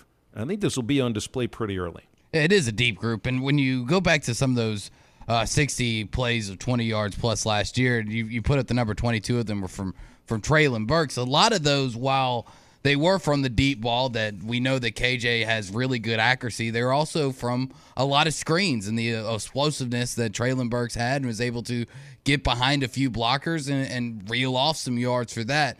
So when you talk about these receivers, I think we're going to be talking more about, and I think it's something that a lot of fans want to see, is kind of a mid-range game where how explosive can they be after, running a 10 and in? How accurate is KJ going to be in that, 10 to 20 yard mark, where we know, when he airs it out 25 plus yards, he's pretty good. The accuracy problems or any, connection problems that they seem to have were kind of in the box last year. So if you can have guys that are able to go across the middle, secure passes, and break a tackle or two, that number is definitely going to go up, because we know on the outside their speed. We know that guys like Hazelwood and Matt Landers and Isaiah Centania can get behind people. We know that for a fact. I mean, the numbers don't lie. You don't have to really see it in a game to know that speed is speed, and when you run the 40 times that those guys do, that is speed. The question is, do you have the ability to go across the middle? Do you have the ability to catch something inside the box? And also, can you, what kind of blocking you're going to get? Because I think you're going to still see those bubble screens that they ran for Traylon, that they run for the running back. So that's going to be a big part of, can they make more than 60 20-yard plays? I think is opening up those other two aspects other than just the deep ball, of getting a play or two over 20 yards across the middle, and how good is your downfield blocking to allow those bubble screens to develop. That's the other thing that Clay Henry has made sure to point out, too. It's not just the pass catching that you're losing with Burks, it's also the blocking and the want to when it comes to blocking, because that's what it's about. It's the want to, and hopefully we'll see that plays itself out, too. So wide receiver, that group was one of the first to speak to the media like a week and a half ago. I think it was the first or second media session you had the wide receiver group talk. That's the one question mark that people have brought up most often than not. The other is defensive line, and Deke Adams, Arkansas defensive line coach, was in front of the media today. And we'll have some of that sound tomorrow for you, but he also had Eric Gregory and Zach Williams with him to speak to the media. Williams on the defensive end, and it sounds like Gregory is moving in to tackle for at least the time being, because he's played there previously. And you need the depth. And you need the depth because of the injuries to 3 guys who might have been getting some playing time early. Here's a great quote coming from Deke Adams, and talking about Terry Hampton, who Sam Pittman has talked quite a bit about, that he has shown up, transfer out of Arkansas State, and has really grabbed his attention early. Maybe not as a starter, I think you're going to see Isaiah Nichols there starting at nose guard, but don't be surprised if Terry Hampton is the second or third guy coming in there because they're going to rotate them quite a bit. Deke Adams says about Terry Hampton, he's as strong as any player he's ever seen and joked that he eats the weights. I love the imagery with this. Eric Gregory says Hampton squats 650 pounds. Woo. Eating the weights. It's a new way to execute a workout. 877-377-6963 for a call and text on halftime. Charlie's on the phone. Hey, Charlie, how you doing? What's up, Phil? What's up, Drew, Maddie? How you guys doing? Doing well. Glorious day. Day 2 of school. Well, Drew, you think me and you together could squat 690? We got under there. You get probably on one not. Side, I get under. I get. I think I can. I think I might could throw up 295, but I'm gonna need you to hold on to the rest. I was about to say, Charlie, that'd mean I'd have to at least squat 350, and I don't think that's possible. I think you're asking for a hernia. Yeah, I don't either. Well, I will say this: you guys are all making great points. Phil, I actually 100% agree with you. You're talking about explosive plays. Another thing that I think is important, year 3. This offensive line, I think they're going to be unbelievable. Not only that, and that also helps with explosive plays because you got to have time to get the ball down the field. You got to open those holes, and I'm telling you, they're going to take an even bigger step forward than they did last year. And I just believe that. And I just do, and I don't know if you guys agree with that, but I just think obviously with Sam's background, and I believe Sam when he says Cody Kennedy is really good at his job. And, I think this group here is what makes it all go. And it's going to make, to me, the only thing that is stopping this offense is themselves. And if you guys remember last year, we had some issues with penalties. To me, that's the only thing that can stop this offense because I don't see any, I really just don't. I don't. Yes, Traylon Burks was great, but like I said, you guys talked about it. This wide receiver room group is deep. And I don't know about you guys, but does A.J. Green, what was he listed at weight-wise? He looks amazing, man. He just looks like, I don't know, something just tells me he's going to break off a few big runs this year. And we all know Rocket can run. Dominique, I think he's your power guy, your power back when he comes back. But, man, with that offensive line leading the way, just get behind them.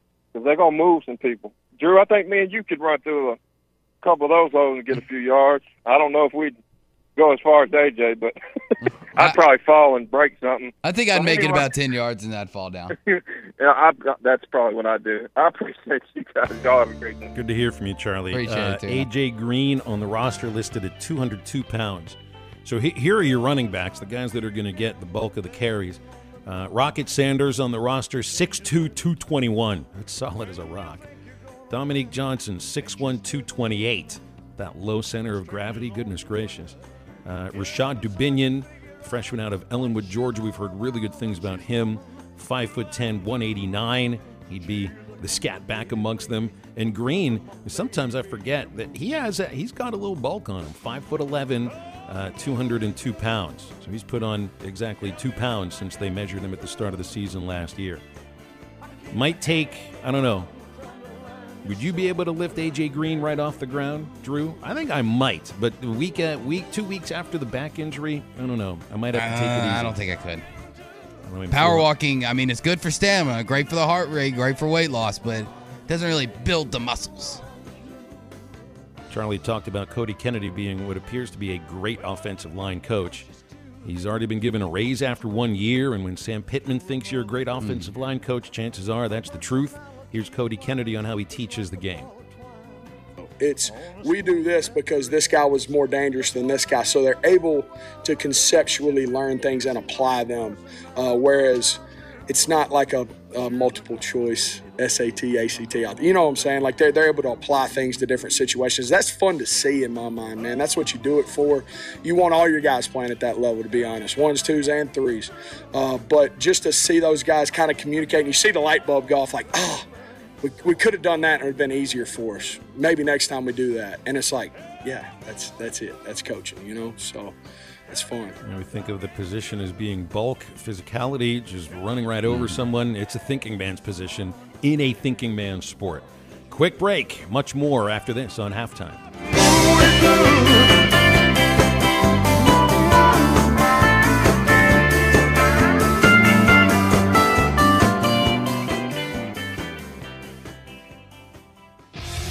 This is Toyota Tuesday on the Morning Rush. Get by your local Toyota dealer for a test drive today. Toyota, let's go places. We'd like our program to reflect our state, the great state of Arkansas. Loyal, tough, hard-working. One of our goals every year is to make the state of Arkansas proud of the football team. In my office is a sign that says you're not coming to play for the University of Arkansas, you're coming to play for the state of Arkansas. Listen to every Razorback football game this season right here on ESPN 95.3 and hitthatline.com. ESPN 95.3 is live on location. Hey, it's Ty Richardson back here at Hardee's, 2720 Rogers Avenue in Fort Smith. There is only one more opportunity this week to qualify for our annual Thick Burger contest this Saturday. The 17th one, 17 football trips of a lifetime. This one takes place in Kansas City, Missouri, between the Kansas City Chiefs and the Tennessee Titans. Traylon Burks and company coming to town to take on Patrick Mahomes, and you have an opportunity to go. You just got to come by and qualify before 1 o'clock today. Eat a Hardee's Original Angus Burger in 90 seconds or less, and you'll be in for the contest this Saturday at the Phoenix location, 1820 Phoenix Avenue. And if you win, you're going to Kansas City on us, and more importantly, on Tommy. So come on by and see us. We're at Hardee's, 2720 Rogers Avenue in Fort Smith. When you need a plumber, call the name you know and trust, Ashley Air. The same great people that take care of your heating and cooling system can also meet your plumbing needs. Right now, take $50 off any plumbing repair or get a $129 drain cleaning plus a 2-year parts and labor warranty. Restrictions apply. If you have clogged drains, Ashley Air is the one to call. Go to ashley.air.com to schedule your plumbing service. That's ashley.air.com. Proud sponsors of Razorback Athletics. Arkansas Valley Electric members living in Knoxville and Augsburg and surrounding areas, you can now sign up. Wave Rural Connect Internet is available for you. Fast fiber internet, TV, and even phone service. Internet starting at $49.95 a month, TV at $43.99, and phone for $29.95. Sign up now at signup.waveruralconnect.com or 833-492-8372. Arkansas Valley Electric and Wave Rural Connect, changing the communities we serve. Norris Material and Supply Flooring Center now offers in-stock vinyl plank flooring starting at 89 cents per square foot. If you're a do-it-yourself kind of person, they have all the materials needed to lay your new flooring, or you can choose their professional installation. Whatever your choice, give them a call today to get a free same-day estimate. Financing available. For the best customer service from flooring to countertops, Norris Material and Supply Flooring Center is your local flooring professional. Check them out online at flooring.norrisms.com or on the corner of Wheeler and South Y, 479-289-7111. Hablamos Espanol. Michelob Ultra Organic Seltzer opens like every other seltzer. Pours like every other seltzer. But it's not like every other seltzer. USDA certified organic, no added sugar, and low cal. So you've never seen another seltzer quite like it. And with new refreshing flavors like black cherry and watermelon strawberry, you've never tasted one like it either. Michelob Ultra Organic Seltzer, as real as it tastes. Enjoy responsibly, not a low-calorie food. Anheuser-Busch Michelob Ultra Organic Seltzer, IRC Beer, St. Louis, Missouri. Papa's Pub and Pizzeria is your #1 place for all your summer fun this year. Post-concert, Friday and Saturday nights, large parties, and more. Their daily specials are unbeatable, including $1 drafts on Monday, Ladies' Night on Wednesday, plus $10 buckets on Thursday. Check out their menu at papaspub.com. Papa's Pub and Pizzeria, 508 Garrison Avenue in downtown Fort Smith. The best starred pizza in Fort Smith, perhaps the world. Your home for every Razorback football, basketball, and baseball game. ESPN 95.3.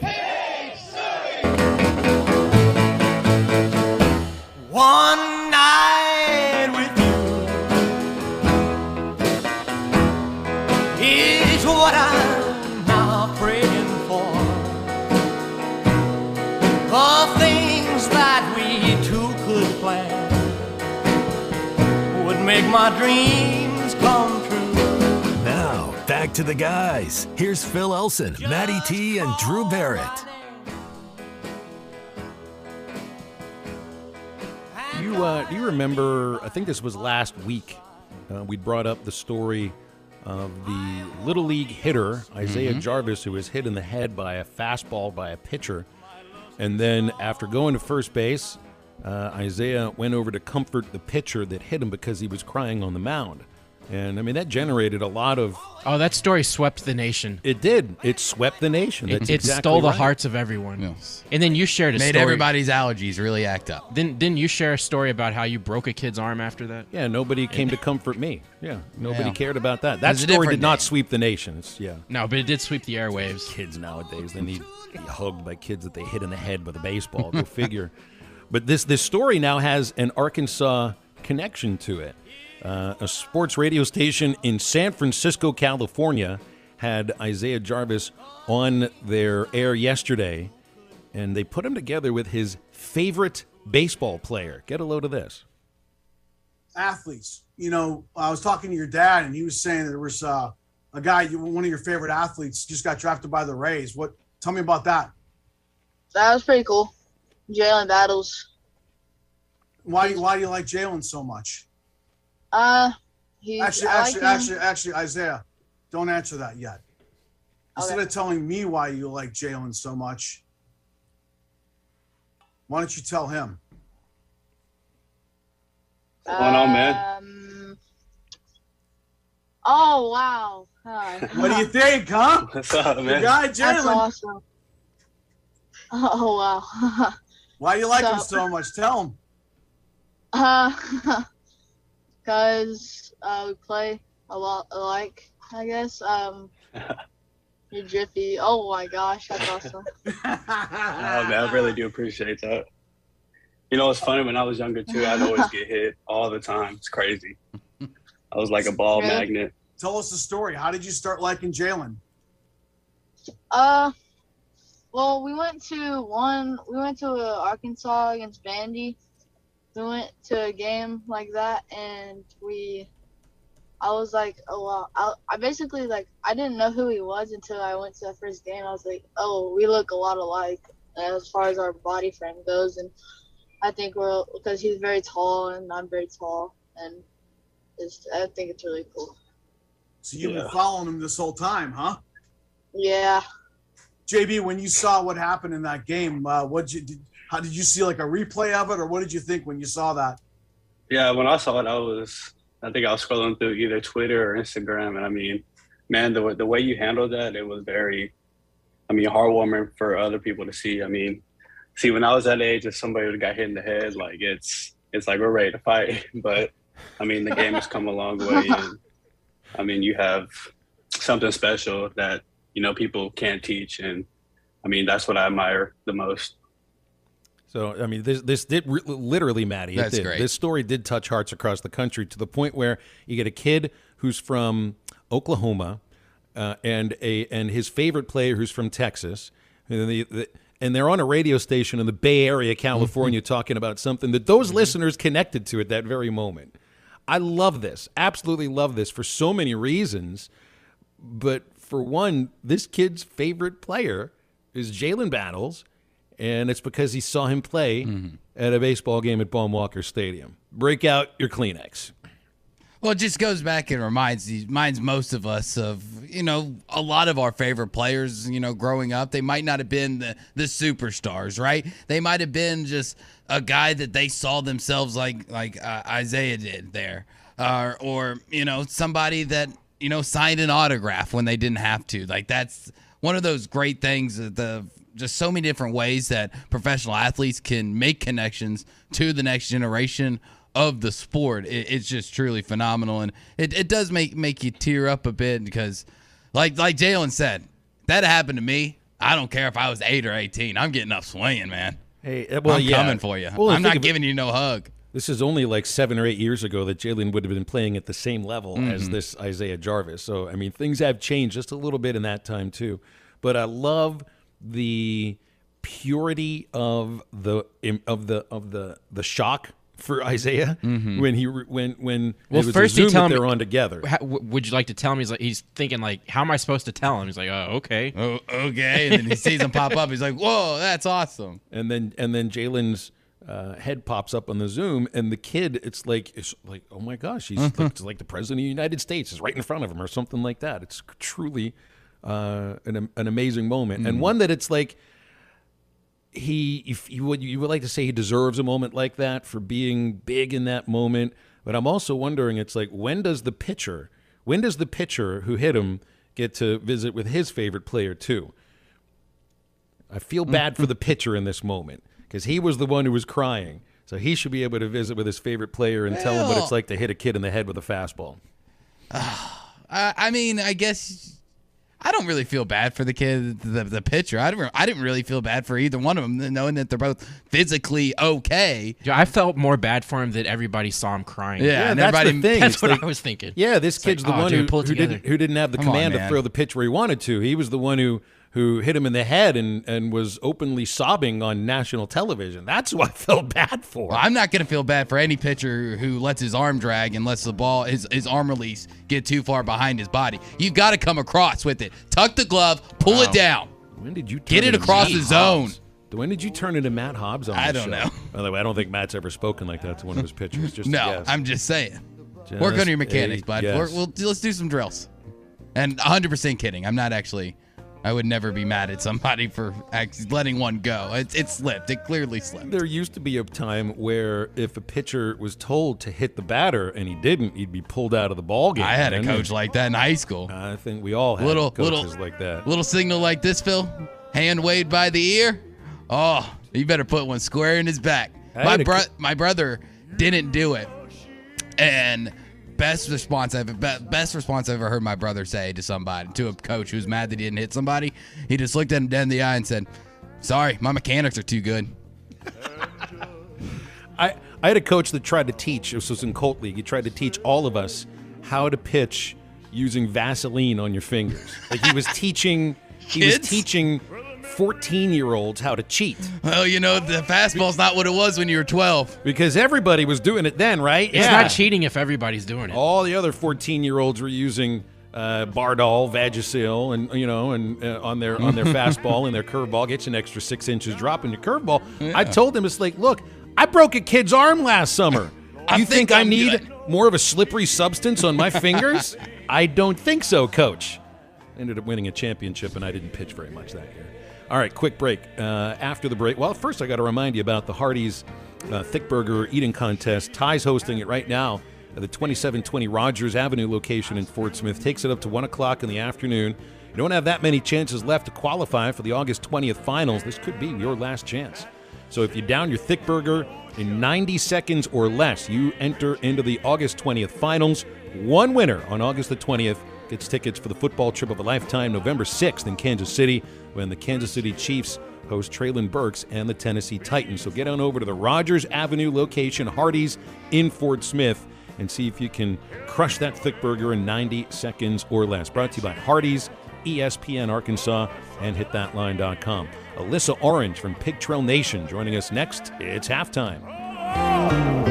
Just because I asked a friend about her,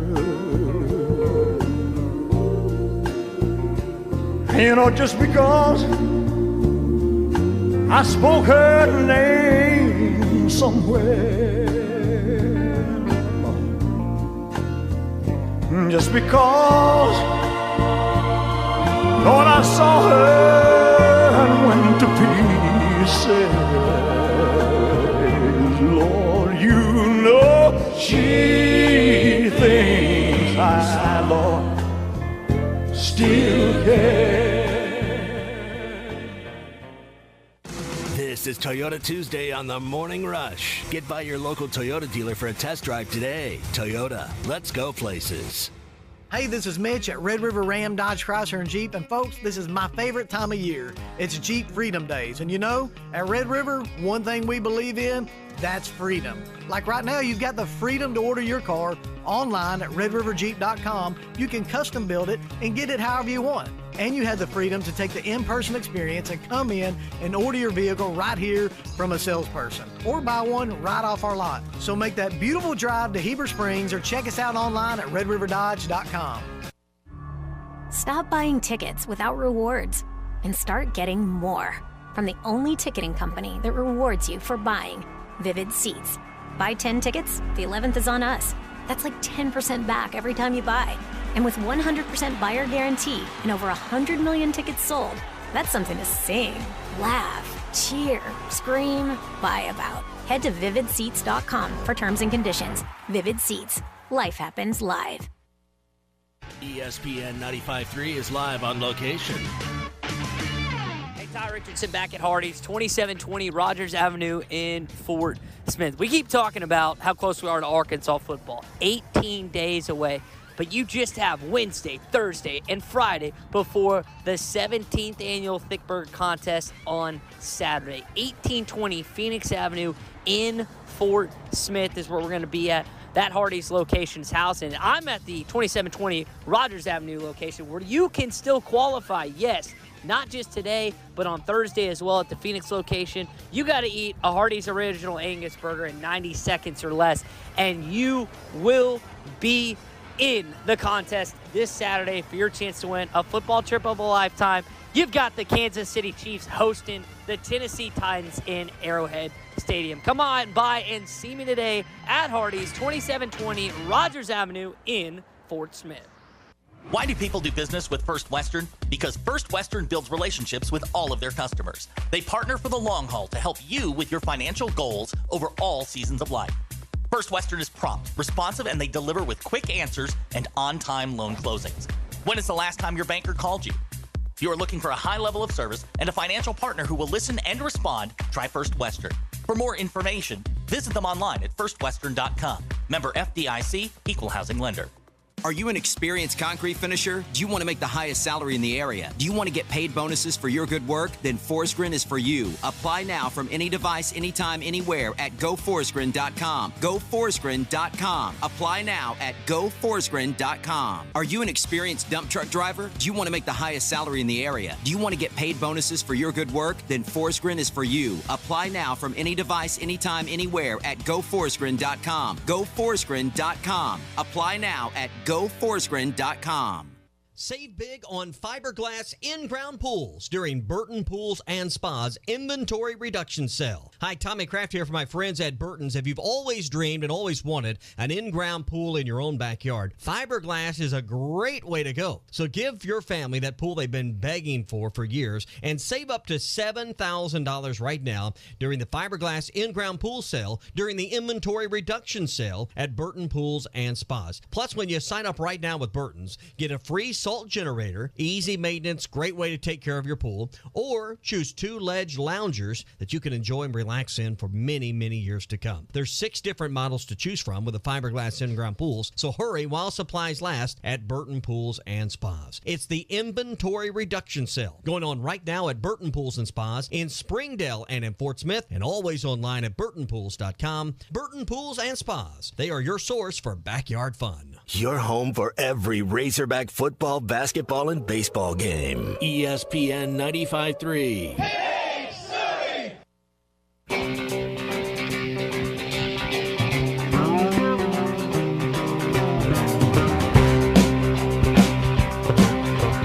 Baby, get closer.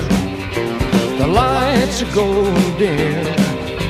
The sound of your breathing has made the mood I'm in.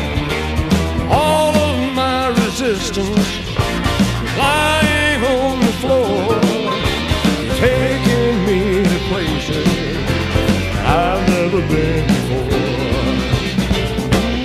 Ooh, and I can feel it, feel it, feel it, feel it, way down where the music plays. Find us at 99.5 in Northwest Arkansas, 95.3 in Fort Smith in the River Valley, 96.3 in Hot Springs in Central Arkansas, 104.3 in Harrison and Mountain Home, and everywhere on hitthatline.com. Now, back to the guys. Here's Phil Elson, Matty T, and Drew Barrett. And Alyssa Orange joining us here for a usual Tuesday hit. Pig Trail Nation anchor and contributor here on ESPN Arkansas. Alyssa, good to hear you. How are you? I'm doing well, guys. Doing well. How are you? Doing really good. Doing well. Very well. How was the trip up to Kansas City? I saw on your Twitter feed you visited the Negro Leagues Museum, and you got some Dodgers that came to visit at the same time. Wow. Yeah, that was pretty awesome. So I've always wanted to go to that museum. So we go, and it's me and my dad and my stepmom flew in from Virginia, and Ben, Bella, and Sawyer, and we're going through the museum, which isn't very big, and you can kind of start inside this film. Well, my 1.5-year-old daughter just lost her mind, and I had to take her out and hold her in the lobby, and so I missed like the entire museum because she's just upset and angry. And anyways, I'm sure parents can relate. So we're standing in the lobby, and I think people in our industry just pick up on things that most people don't because of what we do. And so I see a guy walking around with a camera, and he's got an LA logo on his polo. And I'm thinking to myself, I think he shoots for the team. I think the team is coming. And so I'm like sitting out in the lobby waiting, and then Saul comes out, and it's me, Saul, and Bella in the lobby. And next thing I know, the guy picks up his camera, walks to the front door, a bus pulls up, and out walks Dave Roberts, and then out walks Clayton Kershaw, and out walks Trace Thompson, and it was just really, really cool. And of course, I'm fangirling inside, but at the same time, I'm around athletes so much that I know how to compose myself. By this point, my stepmom had come out, and she was losing it too, and I was like, "You need to calm down." And so my dad was still inside, so I texted him, and I was like, "Clayton Kershaw just walked in," and my dad's like, "What?" So it was really cool, though. It was really just really neat. And again, we work around so many athletes, and we're around so many athletes that, you don't, they're around every day. They're just everyday people to us. But to see like Dave Roberts and Clayton Kershaw, it kind of took me back to a little bit of that fandom that I have that you sometimes lose in this industry. It was really neat. Absolutely. We talked about that in the last segment because this Isaiah Jarvis, the little leaguer that consoled the pitcher that hit him on the head, went national, and he got a chance to meet his favorite player on Zoom out of the blue the other day, and it's Jalen Battles. I feel like there's going to be some of that feeling going on at Arvest Ballpark for this next week, because you know how Kevin Kopps is coming in with the San Antonio Missions. He's been with the Missions all season long as a reliever, and he's had a decent year. Not dominant, but he's been good against professional hitters. I'm assuming he'll pitch once, maybe twice during this 6-game series with the Naturals, and it's like, I mean, he's a hero to, I think, thousands of young ball players across Northwest Arkansas where he'll be playing. So I think you're going to get a lot of those same sort of wide-eyed stares when Kevin walks onto the field. Yeah, I think so. I mean, think how people are reacting with Isaiah Campbell at the Travelers right now, right? Like, and then multiply that by 100. He's back in Northwest Arkansas for the first time. Maybe they'll play Heat Wave. We'll see when he takes the mound.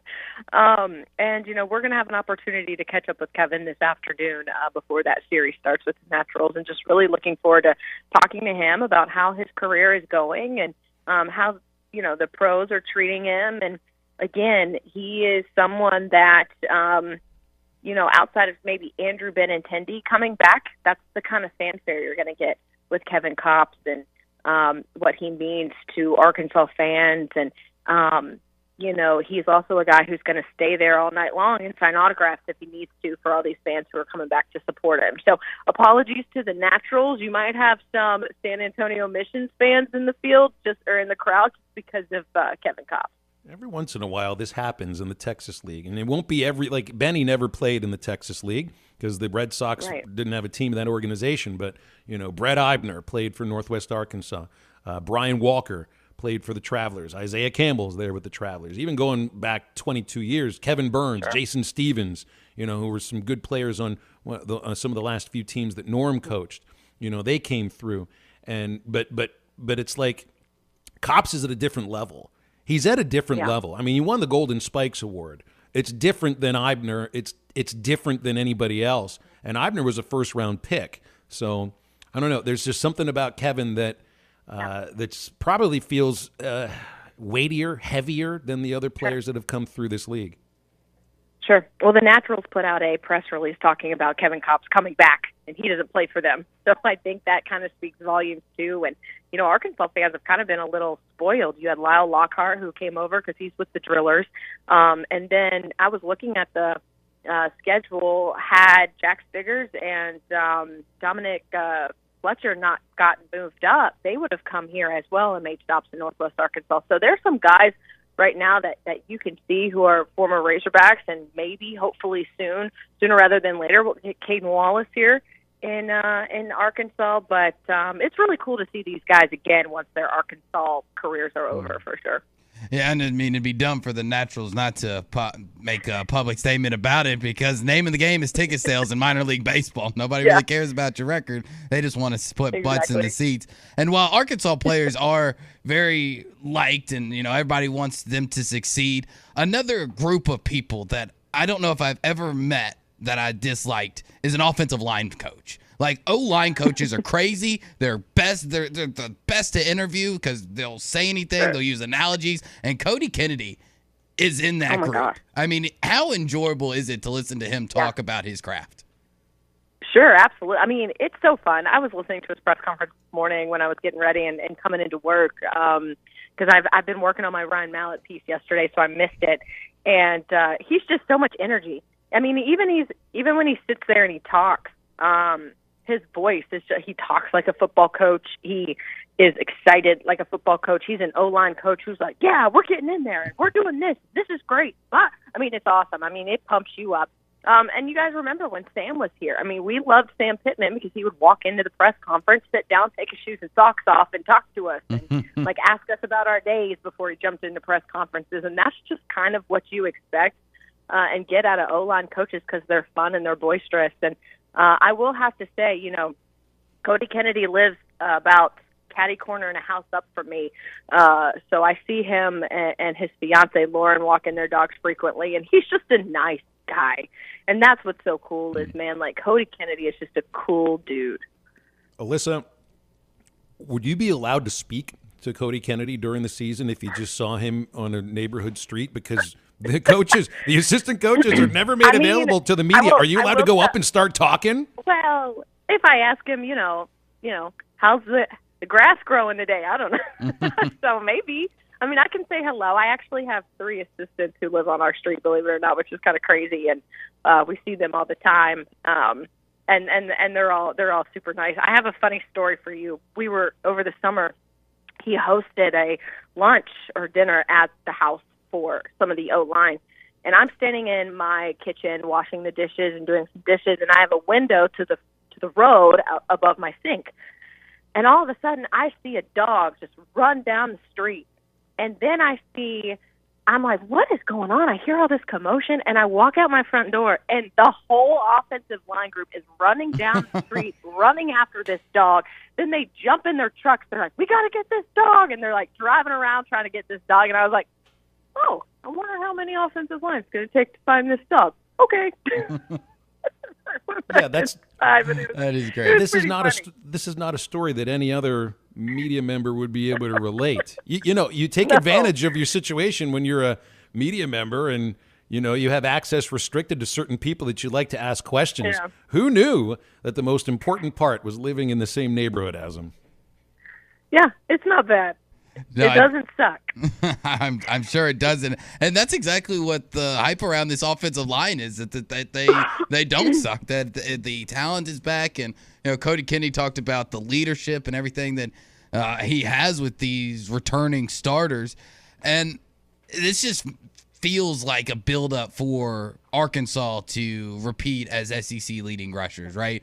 So like everything is just falling into place. Besides Dominique Johnson injury, which we still don't know if it's 1 week, could possibly be 2. It just feels like the ground game, even though we've been talking a lot about receivers for the last week, the ground game is just so set up to succeed.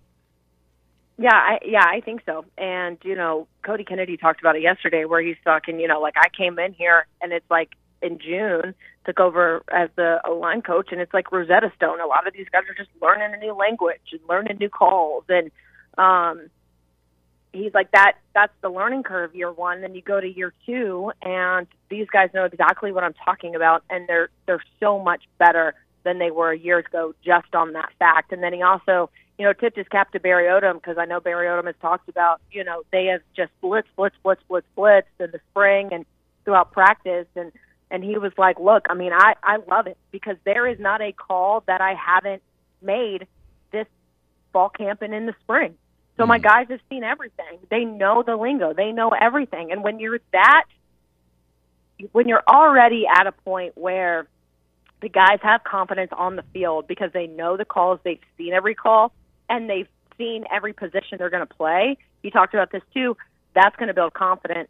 And that's what you need from your offensive line is confidence. And it's a trickle-down effect. It's like a domino. If the offensive line is being successful, the running game will be successful. KJ Jefferson will be successful. The wide receivers will be successful. And you ask any wide receiver, pro, former pro, college guy, the most important people to them on the team is the offensive line, because that quarterback's not getting you the ball if they're on their back.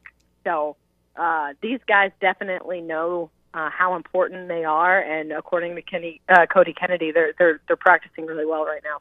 Certainly left tackle was a position that we didn't know who the starter would be, but it does appear that it will be Luke Jones. I don't think he'd be put in front of the media yesterday if he hadn't come close to securing that left tackle position. Mm-hmm. Here's what he said about playing every position so far on the offensive line in his career.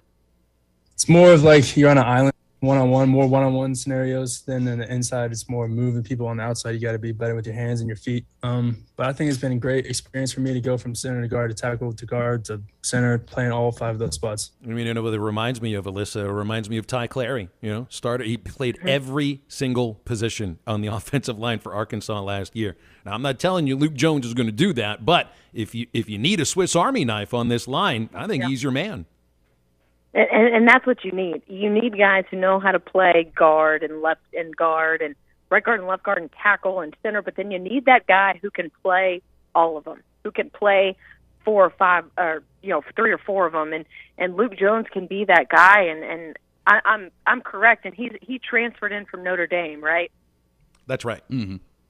Right, and it's from Little Rock, transferred in from Notre Dame, and so he's got a lot of football under his belt too. So it's good to have a guy like him who you can go to, who has worked his butt off this fall to earn a starting spot, but that also Cody Kennedy, if a guy's down and he's got to make some moves, you can put him in there, and he's seen it before and he's got confidence. Because he even said yesterday, I'm not putting a guy in there if they've never seen that position before. So that's exactly what you want in this cross-training. You want guys who are really good at what they do, but also guys who just understand and can see the football field the way that Luke Jones does at every single position.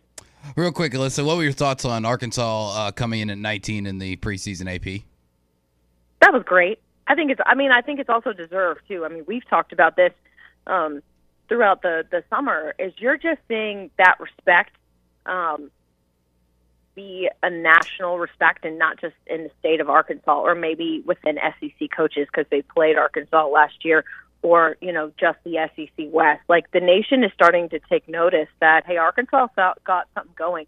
And they've got a lot of tools, a returning quarterback, some wide receivers who are showing some talent, a defensive secondary that's added more speed. And I think it's just a well-deserved honor for Coach Pittman and this team and how hard that they've worked. Now, it's preseason, and everyone will say, it's preseason, it doesn't matter. But it does matter when you deserve that recognition, and I believe that they have earned that recognition. Some teams, and people talk about this all the time, are they a team that got ranked wherever they're ranked because of their brand, or are they ranked because of their talent? And obviously right now, the answer is very clear. This is Arkansas and the talent and what Sam Pittman is doing. They deserve to be ranked where they are. No doubt. Well said, Alyssa. We'll leave it there. Thanks as always for your time. Do it again next week. You're the best, guys. Talk to you then. Appreciate it. You're the best, Alyssa. Just had to say it, just because. Because it's true. Yeah, I don't think. I mean, if you're going to say that you get ranked based on a brand, yes, there are a lot of teams that get ranked based on a brand. Arkansas doesn't have a brand just yet. 1 year of success, 9 wins, doesn't necessarily brand you, to the nation just yet. Get to 5. I'd say 5, and then you can start to get that home cooking. So then they're based on talent right now, at least. And part of it is what you did last year. That's a major part of it, what you did last year. What we're going to do is take a quick break and wrap up this second hour of halftime. Stay with us.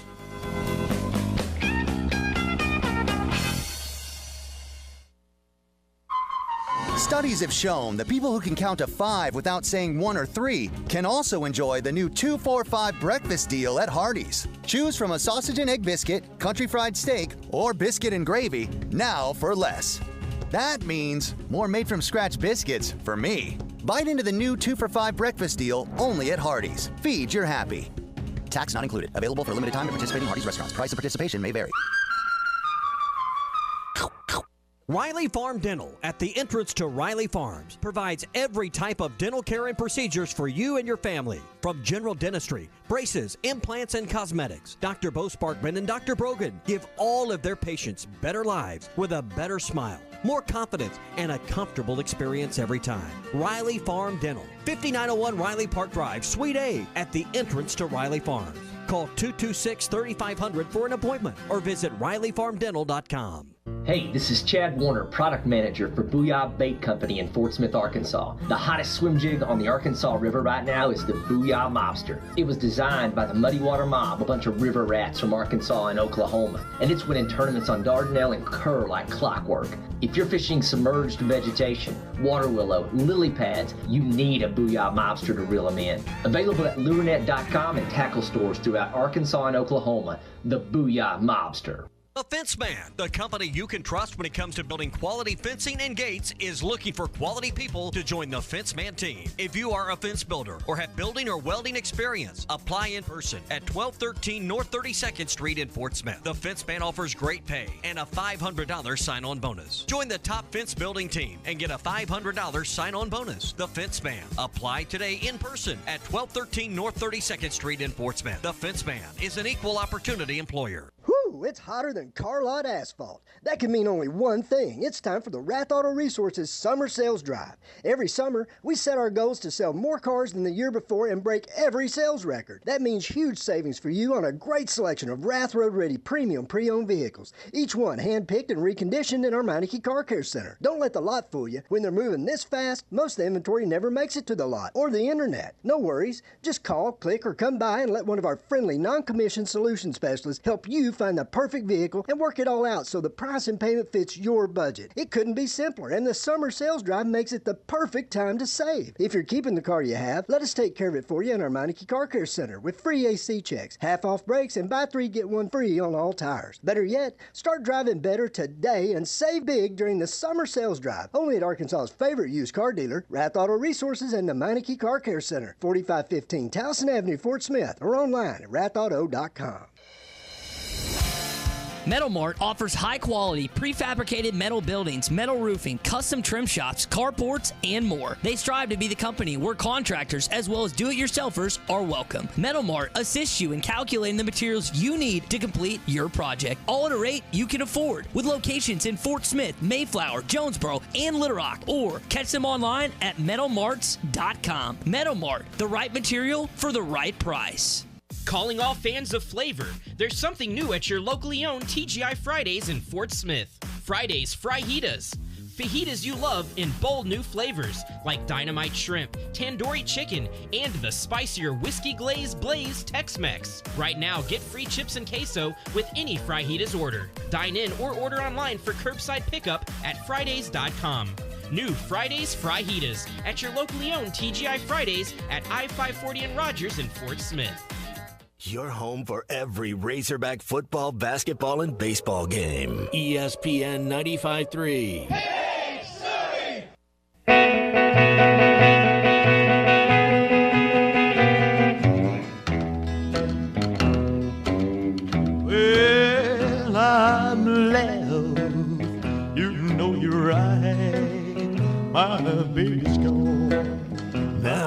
back to the guys. Here's Phil Elson, Matty T, and Drew Barrett. We continue to mark the 45th anniversary of the passing of the great Elvis Presley. We have taken some of your remembrances of him. JT in Hot Springs is a noted Elvis fan. He was in a delivery room being born when Elvis passed away. Yeah, happy birthday, JT. Wow. Isn't that an interesting... Wow, that's Real circle of life for a moment right there. As an Elvis fan, I mean, how does that make you feel, JT? Could he be reincarnated into? That was the question I was going with here. Could you potentially gotten a little bit of Elvis's soul on its way up or down, whatever you think, and yours was being installed inside of you at that moment? That's a lot of responsibility to have a birthday on that day as an Elvis fan. JT, wow. Well, for your logic, it would have to follow the same logic that you used with my birthday, because I was born on the day that the World Series was canceled in '94, and you said I killed baseball. Yeah, that was so your therefore, fault. JT is not JT's fault that Elvis died. Well, JT also shares a birthday with Madonna. It's Madonna's fault then. So, there's also that. Well, Madonna was also probably like 20 at the time, too, because she's in her 60s, isn't she? Yeah, and she needs to start acting her age. Get those stupid... You telling her to grow up? Get those stupid grills out of your mouth. Those diamond grills. You're 64 years old. Yeah, 64 years old. Madonna. So she would have been 9. 9? 9, I think, when No? When he passed away. He passed away 45 years ago, didn't he? 64, 45. Yeah, that's 9. Well, that'd be 19. That'd be 15. 15. 19. So she 19. Was just on the cusp of stardom when that happened, though. I had no idea that Madonna's birthday was the same as JT's birthday, and certainly had no idea that her birthday coincided with the passing of Elvis Presley. JW said earlier in the show that he's convinced that Elvis is still alive, but I don't think he's doing it in the conspiracy theory way that he's on an island with Marilyn Monroe and Tupac. No, he's alive in all of us. Yes, Alive he's in still our alive hearts. inside JW, in his heart, in his brain, in his performances, and all of his phone calls. He's still making a heck of a lot of money. Yeah, that's exactly right. So was Michael Jackson. Maybe they're all on that same island. All right, into the third hour of halftime after a very quick break. 877-377-6963 to get with us, and we are coming right back.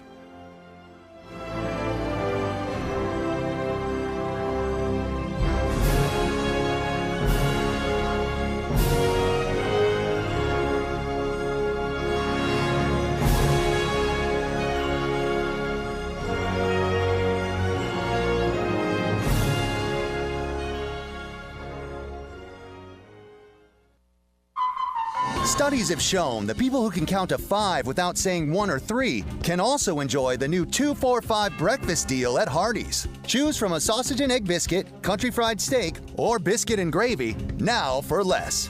That means more made-from-scratch biscuits for me. Bite into the new 2-for-5 breakfast deal only at Hardee's. Feed your happy. Tax not included. Available for a limited time at participating Hardee's restaurants. Price of participation may vary. Hello, this is Sue from the paint store in Van Buren. We are set and ready for all your spring and summer projects. We keep real samples of your Richards paint on file so we can be sure it matches every time. No computer can do that. The paint store in Van Buren. Color expertise and 34 years of knowledge outweighs all the competition. No other paint seller can do that. The paint store in Van Buren, Fayetteville Road, 474-4505.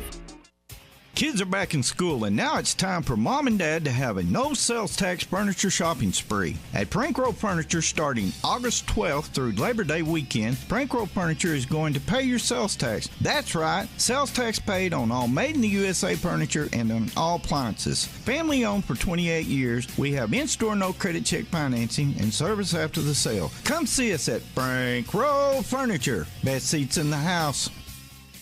Ride without compromise. CF Moto's brand new U-Force 1000 XL with 2 3-person bench seats to haul more rear ends as you haul butt. Auto Finders in Adventure, Oklahoma has the perfect CF Moto for any road you choose. Get some serious mud on the tires with aluminum rims, custom paint, power steering, and a 3,000-pound winch. No wonder the CF Moto is Auto Finders' best-kept dirty little secret. Ride without compromise at Auto Finders in Adventure, Oklahoma and Roland. Visit a complete list of inventories online at autofindersok.com. Your search ends here.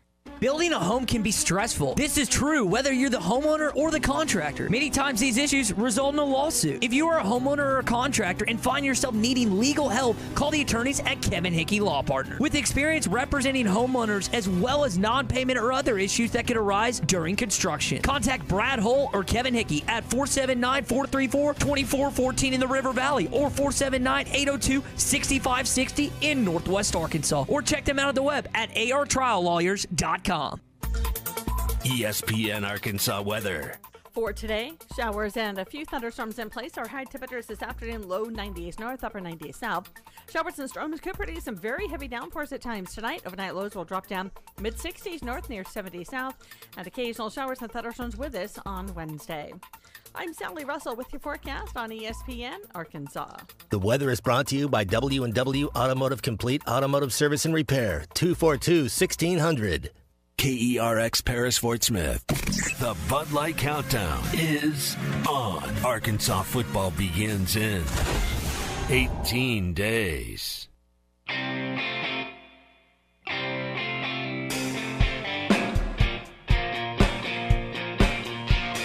Live from the Busch Light Studios. I love Arkansas. I love everything here. Give me that thing here. Woo! On your favorite Arkansas sports talk station. And this one belongs to the Razorbacks. Streaming live from hitthatline.com. Fans are amazing. It is lit down here on the sideline. This is Halftime with Phil Elson, Matty T, and Drew Barrett. My calculations are correct. When this baby hits 88 miles per hour, you're going to see some serious... Here come the students. Oh, here come the students. They're coming from the south end, and this one has been a long time brewing. I have been waiting for this moment for a long time. Judging by the sound of it, so has everyone else. Hey, hold on. It's almost halftime.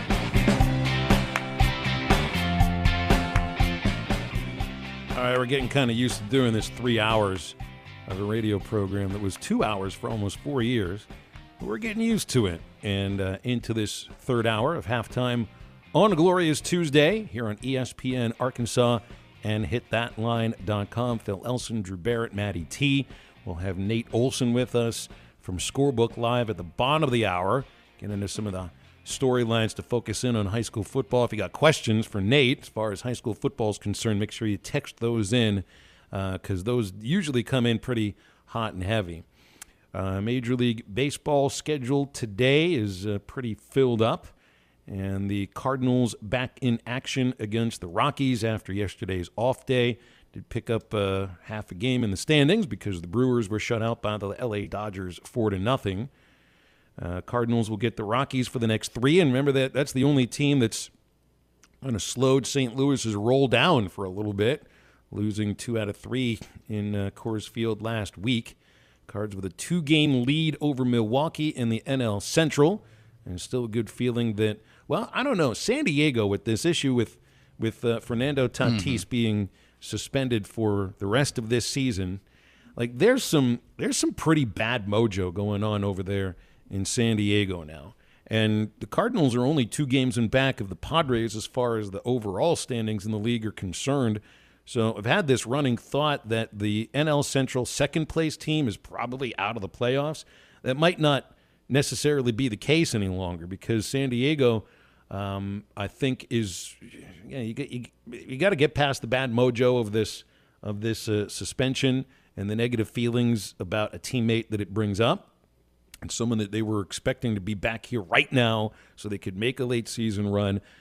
There is a feeling, I think right now, St. Louis, if you're just going by the good feelings, the positive feelings of what's going on right now, they're an incredibly hot team playing very good baseball. San Diego, man, they've got more questions. They're going to keep getting the questions about Tatis. They don't want to answer those questions, but it's going to keep coming and coming and coming, and you don't have any of that negativity surrounding the St. Louis Cardinals right now. None whatsoever.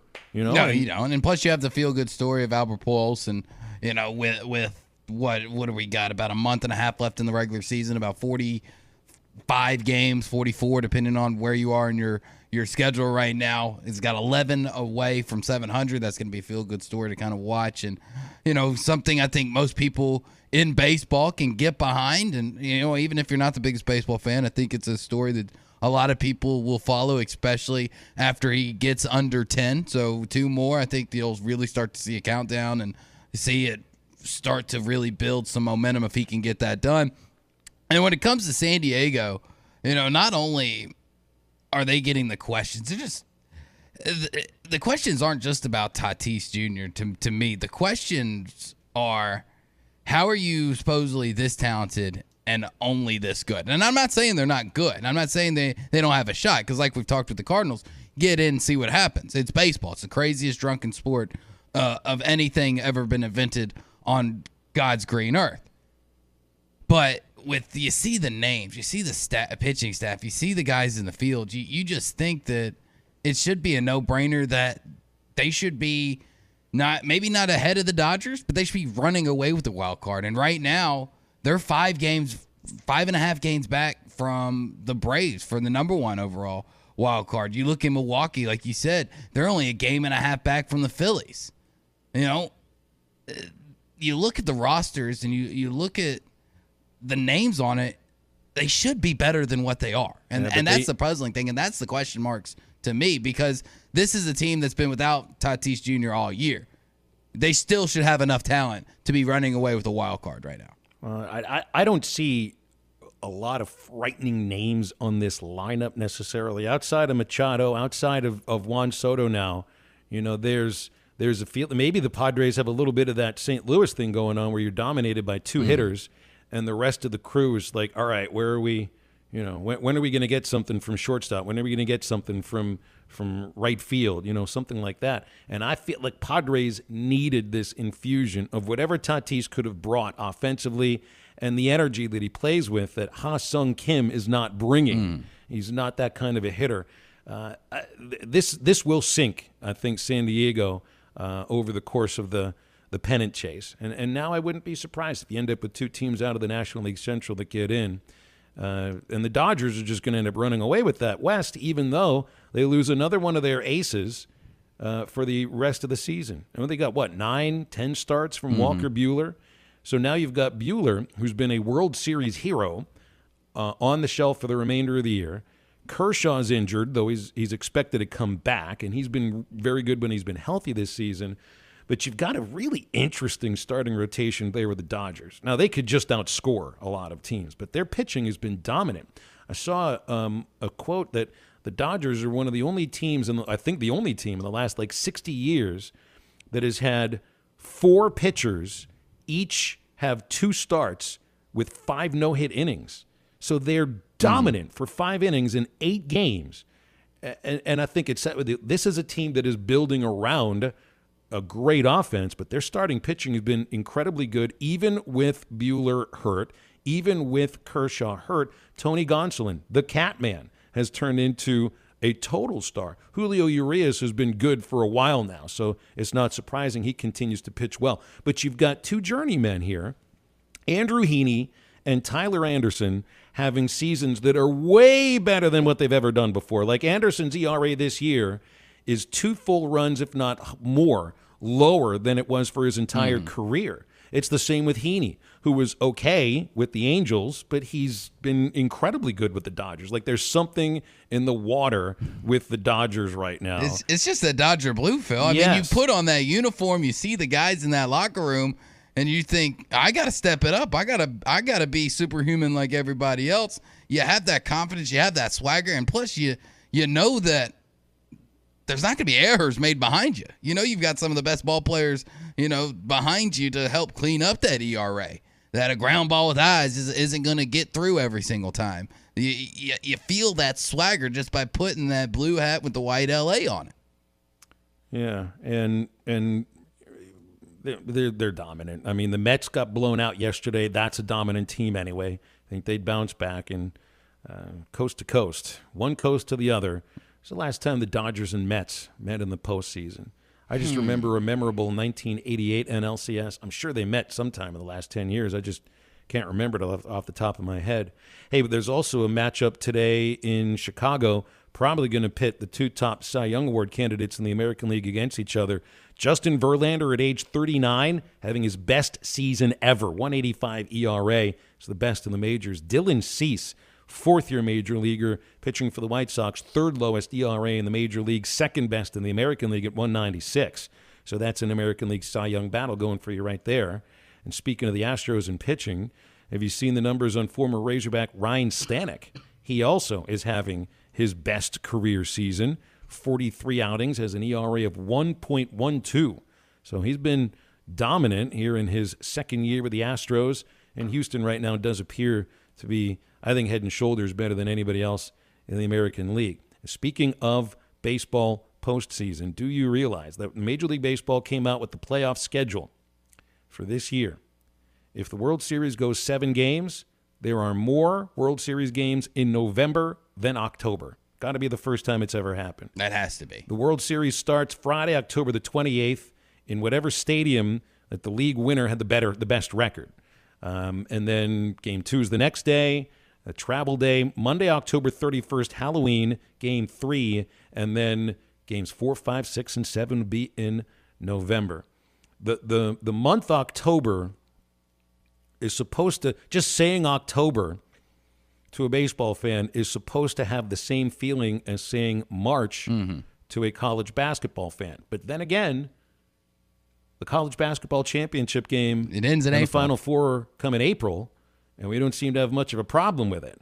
I still don't like the World Series being played in November. I just don't. But if you're going to extend the season along, and you know how I go with this, 7-game World Series, 7th game has to go extra innings, and then we all win. But it's going to be on November the 5th instead of like October 31st, or I guess when was the latest World Series game? I think it was a couple of days into November. November 5th, though, feels really, really late. I don't mind it. I really don't. I mean, it's just obviously with the expanding of the playoffs, it's going to take up time. And, unless you were going to start earlier, which I already think that a lot of times in baseball we start too early when you still get snow outs in a lot of northeastern and northern cities. That you might be playing an outdoor sport a little too early. So it's just the changing, and when you expand the playoffs, you just add more games, and unfortunately you got to have rest days in between, and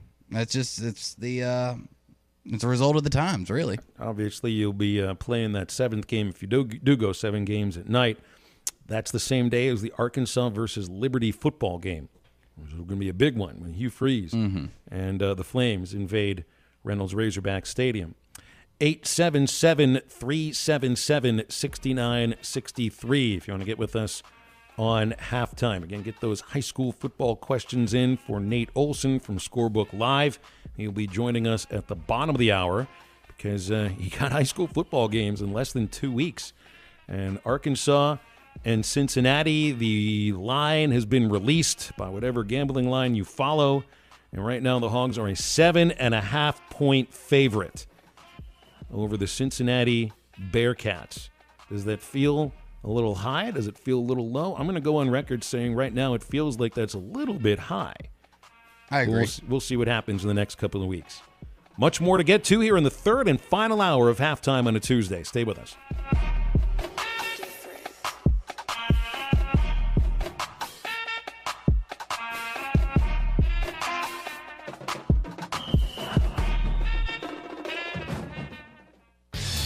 This is Toyota Tuesday on the Morning Rush. Get by your local Toyota dealer for a test drive today. Toyota, let's go places. Y'all ready for this? Arkansas radio legend Chuck Barrett is joining the ESPN Arkansas team in a full-time role. He's going to be with us on the Morning Rush every Monday, Wednesday, and Friday. He's going to be making weekly stops on halftime and also in Ruskin and Zach, and we could not be happier to welcome Chuck to our team. The time was just right. He's ready to get back on the air on a daily basis. It's always about you guys out there, you gals out there, to give you better content, better entertainment, better information. Couldn't be happier to welcome Chuck Barrett, radio legend in our state. When you need a plumber, call the name you know and trust, Ashley Air. The same great people that take care of your heating and cooling system can also meet your plumbing needs. Right now, take $50 off any plumbing repair or get a $129 drain cleaning plus a 2-year parts and labor warranty. Restrictions apply. If you have clogged drains, Ashley Air is the one to call. Go to AshleyAir.com to schedule your plumbing service. That's AshleyAir.com. Proud sponsors of Razorback Athletics. Norris Material and Supply Flooring Center now offers in-stock vinyl plank flooring starting at 89 cents per square foot. If you're a do-it-yourself kind of person, they have all the materials needed to lay your new flooring, or you can choose their professional The company you can trust when it comes to building quality fencing and gates is looking for quality people to join the Fence Man team. If you are a fence builder or have building or welding experience, apply in person at 1213 North 32nd Street in Fort Smith. The Fence Man offers great pay and a $500 sign-on bonus. Join the top fence building team and get a $500 sign-on bonus. The Fence Man. Apply today in person at 1213 North 32nd Street in Fort Smith. The Fence Man is an equal opportunity employer. Now that's a dandy white perch. Big old slab. C'est bon, sacalé. One beautiful crappie. It's a paper mouth. Some serious crappie. Nice speck. We got crappies. They might go by different names, but all prefer the same thing. Bobby Garland, America's favorite. White perch, slab, sacalé, paper mouth, crappie, speck, crappie baits. I call it dinner. BetOnline is the fastest and easiest way to wager on all your favorite sports, contests, and events with first-to-market odds and lines. Find reviews and news for every league, including Major League Baseball, NFL, NBA, NHL, combat sports, esports, and even golf. BetOnline continues to be the top online resource for all your sports information, from live in-game betting, props, and futures. Head to BetOnline today or use your mobile device to join today and make your first sports bet. Use our promo code BELIEVE50 to receive your 50% welcome bonus on your first deposit. That's BELIEVE, BLEAV 50. That's BELIEVE, BLEAV 50. Bet online, where the game starts. Ed Sheeran used to sing in the church choir, but now bad habits reveal his desire. The old saying goes, sow a thought, reap an action. Sow an action, reap a habit. Sow a habit, reap a character. Sow a character, reap a destiny. God knows you can't overcome. That's why the faith that saves is trusting what Jesus has already done. There's nothing else you can say or use or do. Bad habits lead to doom. I'm Pastor Heath from Woodland. Think about it. A pre-owned vehicle that won't break the bank? Good luck in this market. But wait, Joe knows good deals.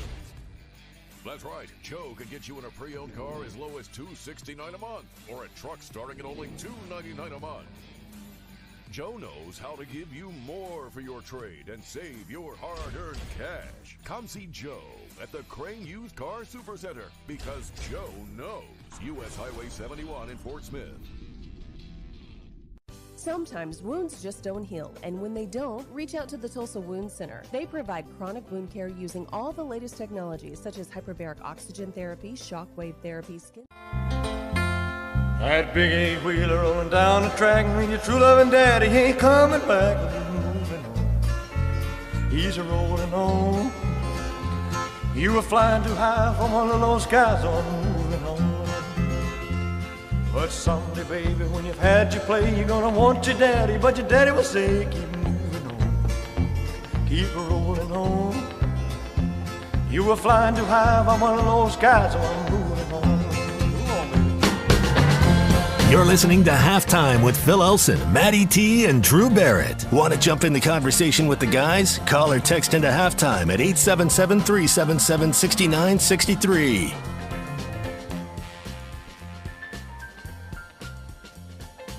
we we're talking baseball about the idea of three true outcomes.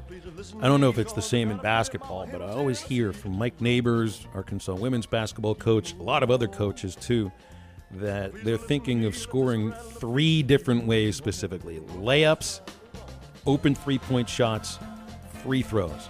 And however way you get to these open shots, these good shots at the rim, get to the foul line, it's a matter of the speed you want to play at. But I was reading columns about Pete Carrill, the legendary basketball coach who spent most of his career at Princeton, 514 wins there, passed away yesterday, age 92. And he was one of the, I don't know if he invented, this thought process, but he's certainly most famous for it. I think he made it incredibly popular. Now, again, it's at a different, his Princeton teams played at a whole different speed than anybody else because it would lull the defense to sleep, bore them to sleep, and get an easy layup or get a wide open three. Defense would sort of fall asleep. I don't know how often they would get to the foul line, but this is exactly the same sort of philosophy that Mike Neighbors institutes at Arkansas. But the speed is up times 10 from, I think, what you saw Princeton play. And I read other players that played for him at Princeton. I read an account of, I think his players respected him, but I think they feared him. I think they feared him and sometimes felt like he might be more interested in a teardown than in a build-up with some of them. I read an instance of... Doesn't look like the most cuddly guy in the first place. Right. I mean, he would smoke... This is as old school as it gets. Yeah. First of all, you can't even smoke on a college campus anymore or in most buildings, right? No. He would smoke a cigar at practice, according to this column that I read for a guy that basically sat the bench for him for 4 years but still was on the team. That's Red Auerbach stuff right there, I don't think he probably would have smoked during the game if they would have allowed him to, but they didn't in that case. I remember Jim Leland got in trouble with that because he would try to hide his cigarette, but he was such a nervous guy he needed that cigarette during a game every once in a while. I think Carrill was a different thing, but he was. I feel like today, and I'm not saying this in any. All things were better back then. I don't mean it in that case. If you listen to this show enough, that's not the direction I go. Today, coaches more are, you're supposed to view the positive things a little bit more and build them up about the positive things and find a way to mention the negative things in such a way that you don't crush the kid's spirit at the same time. I don't know if Pete Carrill was that kind of a guy. No, I read an instance, Drew. This was hilarious. You imagine if we did this, if we did this in radio, which I think in some cases they might do. Coach comes in and tells you, you know what, you suck because of this, and you know what, you suck because of this too, and you standing next to him, this is what you do wrong. He would go down the line and tell them all the thing that they do wrong first and foremost. Not the thing that they did right first and foremost. It's a whole different way of looking at things now. Well, I mean, it's also more of a direct way to look at things too, because what do you need to work on? The things that you're not doing well. Well, let's get straight to the point. I don't need to tell you what you're doing well. If I don't tell you you're doing it wrong, then you're obviously doing it right. So I guess you could kind of reverse psychology it to where you think, well, he only said I was doing 2 things wrong. That means I was doing 5 things right this game, right? So let's concentrate on what we can fix, what we can do better going forward, because if I'm doing it good and I'm doing it right, we don't need to concentrate on those things. We don't need to put our mind and focus on those. Let's focus on the things we can get better at. I like that mentality, but I also get, and as if I was a player, I would want, some encouragement as well. Hey, we need to fix this for this, but this was good. At the tail end would be a nice little thing there. But the difference between coaching today and coaching when he did, he coached all the way through the 90s, right? When did he retire? I want to say early 2000s. 96 was his last year coaching Princeton, but then he took an assistant job with Sacramento Kings for I think the next 7 years. That's it. So it's a little different, even though that was only 20, 30 years ago. But it definitely isn't the soft and that you do see from some coaches. I think there is still fiery coaches. I mean, John Calipari is still that fiery guy who every post game with the radio always apologizes to the fans behind the bench for the salty language. He's done it for 40 years. The thought of Princeton being the team you don't want to see right there in front of you in your bracket when you're opening up the NCAA tournament, it starts with Pete Carrill. I mean, it kind of starts and ends with him. It might continue the same now, but the idea of Princeton being a really tough opponent on more athletic teams is because of the way Carrill built them and coached them and kept those scores under 50, man. And I also didn't realize this. Like, I know the story of how they almost beat Georgetown. You finally had a 16-1 when Maryland Eastern Shore pulled it off 3 years ago against Virginia. But it almost happened in the mid-'80s when Georgetown probably should have fallen to Princeton. I forget exactly the tournament this was. I think this was 86, 87, something like that. If it was 84. It was 84. So that's Ewing. I mean, that's Ewing then in 84. Yes. That's junior Ewing. I want to say that was his junior year there. So the idea that this guy was writing about, Drew, I mean, you and I have talked about, Greg Sankey had to refute it when you asked him the question, taking away automatic bids from the smaller, lower-level conferences. And according to the author in this column, who had played for Pete Carrill, that there was the same thought in the mid-'80s, early to mid-'80s. This was before the tournament fully expanded, I think, to 64 teams. And there was this same thought process. If we're going to expand the tournament, let's not do automatic bids. And he put the thought that the automatic bid stayed around with Princeton's almost upset of Georgetown, which was on ESPN soon after CBS buys the rights. They expanded the tournament to 64. You had your automatic bids, and Cinderella became a thing, throughout the history of the NCAA tournament then. And we'll point to Maryland Eastern Shore. We'll point to Davidson, Valparaiso, and the like, St. Florida Peter's. Gulf Coast. Yeah. And by the way, it's UMBC. It's University of Maryland, Baltimore County. Oh, that's right. That was the 16, yeah. UMBC. And Matt from Hector remembers that Princeton almost beat Nolan's first Final Four team in the 91. It was 1990 NCAA tournament. Hogs beat him 68-64. Ooh, that's at close. the Frank Irwin Center. Without have sucked losing to Princeton in the home of the Texas Longhorns. That was at the Frank Irwin Center, and Lee Mayberry led with 17. But the idea that Arkansas was able to speed Princeton up to where both teams were in the 60s, that's like shocking to see a Princeton game from then, even now maybe, that gets past the 50s. So that'll tell you how quick Nolan's teams played. When was the shot clock introduced into college basketball? It was late 80s. I want to say it was around the same time that the three-point line was instituted. It might have been 87, 88. Princeton offense before the shot clock. Goodness gracious. I mean, I love watching old college basketball. Don't get me wrong. Talent was just on par as it is today. But you get into a late game four-corner offense, oh, my gosh. How did y'all watch it? How did you watch the four-corner passing offense? I don't get it. It was boring. Princeton would have actually put me to sleep. You'll hear teams shout out, North Carolina, Iowa, schools, UCLA, this kind of play, that kind of play. You know exactly what you're about to see. Yeah. Anytime somebody shouts Princeton. Yes, it is Valium, but it's effective, just like Valium can be to put you to sleep too. All right, quick break. Get your questions in for Nate Olson from Scorebook Live about high school football, 877-377-6963. That is next on Halftime. At night I'm still the same, but what do you remember that wonderful time when you held my hand and swore that you'd be mine? And in front of the preacher you said I do. I couldn't say a word for thinking of you. All I could do was stand out paralyzed. This This is Toyota Tuesday on the Morning Rush. Get by your local Toyota dealer for a test drive today. Toyota, let's go places.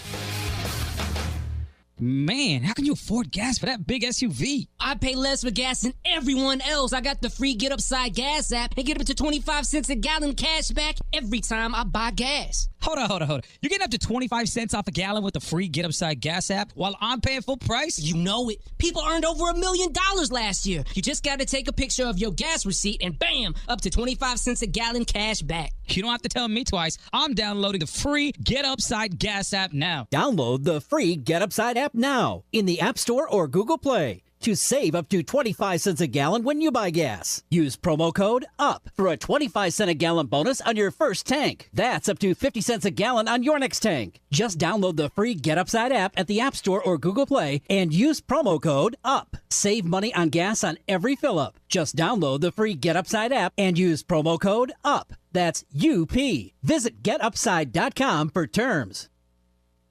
Congratulations, you're having a little girl. At that moment, everything changed. Our hopes and dreams for ourselves were instantly replaced by our hopes and dreams for her. We got life insurance policies from Shelter Insurance, so that regardless of what life throws at us, we'll still be able to provide the world to her. Shelter Life Insurance Company, Columbia, Missouri. Ask Shelter Agent Phil Hicks about a free insurance review. Are you a qualified CDL driver with local or over-the-road experience? Tired of driving older equipment? Not having enough home time? Feel like a number? You need Patriot Transport. Patriot Transport, based in Centerville, with locations in Russellville and Van Buren, provides you with late model equipment, has a family atmosphere, and provides you the opportunity to make $95,000 per year. Patriot Transport works with you to get the miles you want and the family time you need. Change your life today. Visit patriottransport.com to apply. That's patriottransport.com. United Hail Pros is your one-stop shop auto body repair shop, specializing in paintless dent repair. Locally owned and operated, zero out-of-pocket with free car rental from Enterprise with a lifetime warranty. Got hail damage? Don't delay. Call United Hail Pros right away. 479-309-3998. That's 479-309-3998. Visit Metters Lumber True Value for great deals on the supplies you need most. Right now, select your choice of Four Seasons Courtyard Green Deluxe Sports Chair or Blue Oversized Padded Quad Armchair for just $39.99. And keep your furnace working properly with your choice of Filtrete Ultra Allergen Furnace Filters. They're only $17.99. We can also help meet storage needs with your choice of Sterlite 18-gallon storage tote. Get these bargains of the month from Metters Lumber True Value while supplies last. Certain exclusion supply, see store for details. Save big on fiberglass in-ground pools during Burton Pools and Spas Inventory Reduction Sale. Hi, Tommy Kraft here for my friends at Burton's. If you've always dreamed and always wanted an in-ground pool in your own backyard, fiberglass is a great way to go. So give your family that pool they've been begging for years and save up to $7,000 right now during the fiberglass in-ground pool sale during the Inventory Reduction Sale at Burton Pools and Spas. Plus, when you sign up right now with Burton's, get a free salt generator, easy maintenance, great way to take care of your pool, or choose 2 ledge loungers that you can enjoy and relax in for many, many years to come. There's 6 different models to choose from with the fiberglass in-ground pools, so hurry while supplies last at Burton Pools and Spas. It's the Inventory Reduction Sale going on right now at Burton Pools and Spas in Springdale and in Fort Smith, and always online at burtonpools.com. Burton Pools and Spas. They are your source for backyard fun. Your home for every Razorback football, basketball, and baseball game. ESPN 95.3. Hey, Surrey! I had to leave town for a little while. You said you'd be good while I'm gone. But the look in your eye done told me you told a lie. I know there's been some carrying on. Baby, when that love don't look, shoot, shoot, shoot, shoot. Make sure to follow Halftime on Twitter at HitThatLineAR and on Facebook and Instagram at HitThatLine. Follow the guys on Twitter at Phil Elson PXP, at Matt Travis, and at DBarrett36. Now, back to the guys. Here's Phil Elson, Matty T, and Drew Barrett. We've talked just a little bit about birthdays today. And, well, today is the anniversary of the death of Elvis Presley, but it's also Madonna's birthday and JT in Hot Springs' birthday, so we can go in both directions. Nate Olson had a birthday. That was a couple of days ago, and he joins us right now from scorebooklive.com. Nate, a belated happy birthday, and how are you? I'm great. I appreciate that, and had a great birthday. And I wanted to just real quickly say that today is my 1-year anniversary at SB Live, and what a great time that's been, and we've covered so much ground in that year. I'm excited about this school year. There were so many things that happened last year that I thought, I wish I had started earlier because we would do things a little differently. I started 2 weeks, last year at this time, 2 weeks before football season, hitting the ground running. There's going to be a lot more coverage this year with different sports that we've made allowances for that, we made some notes in the off season and in the summer, like how are we going to cover certain things a little bit more thoroughly. I thought we did a great job with baseball and softball, and we want to do something similar with volleyball and some of the other sports. So it takes a lot of work because there's not a lot of resources on some of these sports to begin with, but we've spent the summer tracking down volleyball coaches, and we'll have a top 25 for volleyball and some other coverage of that. So I'm excited about that, and I'm just very thankful for people like you to help us get the word out, and also all the people that listen, that click and share. It's gone very well in Arkansas, and the people, at the top of the company have taken notice that Arkansas has a lot of support for Scorebook Live, SB Live. Certainly do, and I mean, you definitely have beefed up your coverage and added more writers, photographers to the list of people that are helping out the coverage. So it looks like great work, and certainly more local stories that are statewide here on scorebooklive.com. You got a story up about Ryan Mallett making his head coaching debut at Whitehall. I would imagine that is certainly one of the top stories you're paying attention to. What else is catching your eye, or that you're going into training camp thinking top of mind here for high school football in 2022? Well, that's one of them, and I'll talk just real quick about that. I know that's not quite in the coverage area, but people are interested with him being a former Razorback. I think it was an interesting hire by Whitehall. He was the offensive coordinator at Mountain Home. And we'll talk about Mountain Home in a little bit. They've done a great job under Coach Airy, and Ryan was one of the catalysts in having some success with their offense. I think the kids really took to him, and the administration at Whitehall is hoping for the same sort of thing. A younger guy who can bring some enthusiasm in. He's following one of the best coaches ever to coach, in Bobby Bowling. I've got a lot of respect for him. Covered him at 2 or 3 different schools in my time here, and he's won at every place. And so Ryan does have some big shoes to fill, but I think it's a good place for him to get his head coaching career going, and they're going to have to fill a lot of holes right away. They went to the championship in 5A last year, but lose a lot of those good players. So a little bit of a rebuilding effort for him, but I think with his enthusiasm and his philosophy offensively, that they can get some of the younger kids excited about football in Whitehall. They're already excited, but get a few more out there. So that's one of them. And I think, to go locally, I think a lot of eyes are on Greenwood. We talked about the story on Kane Archer.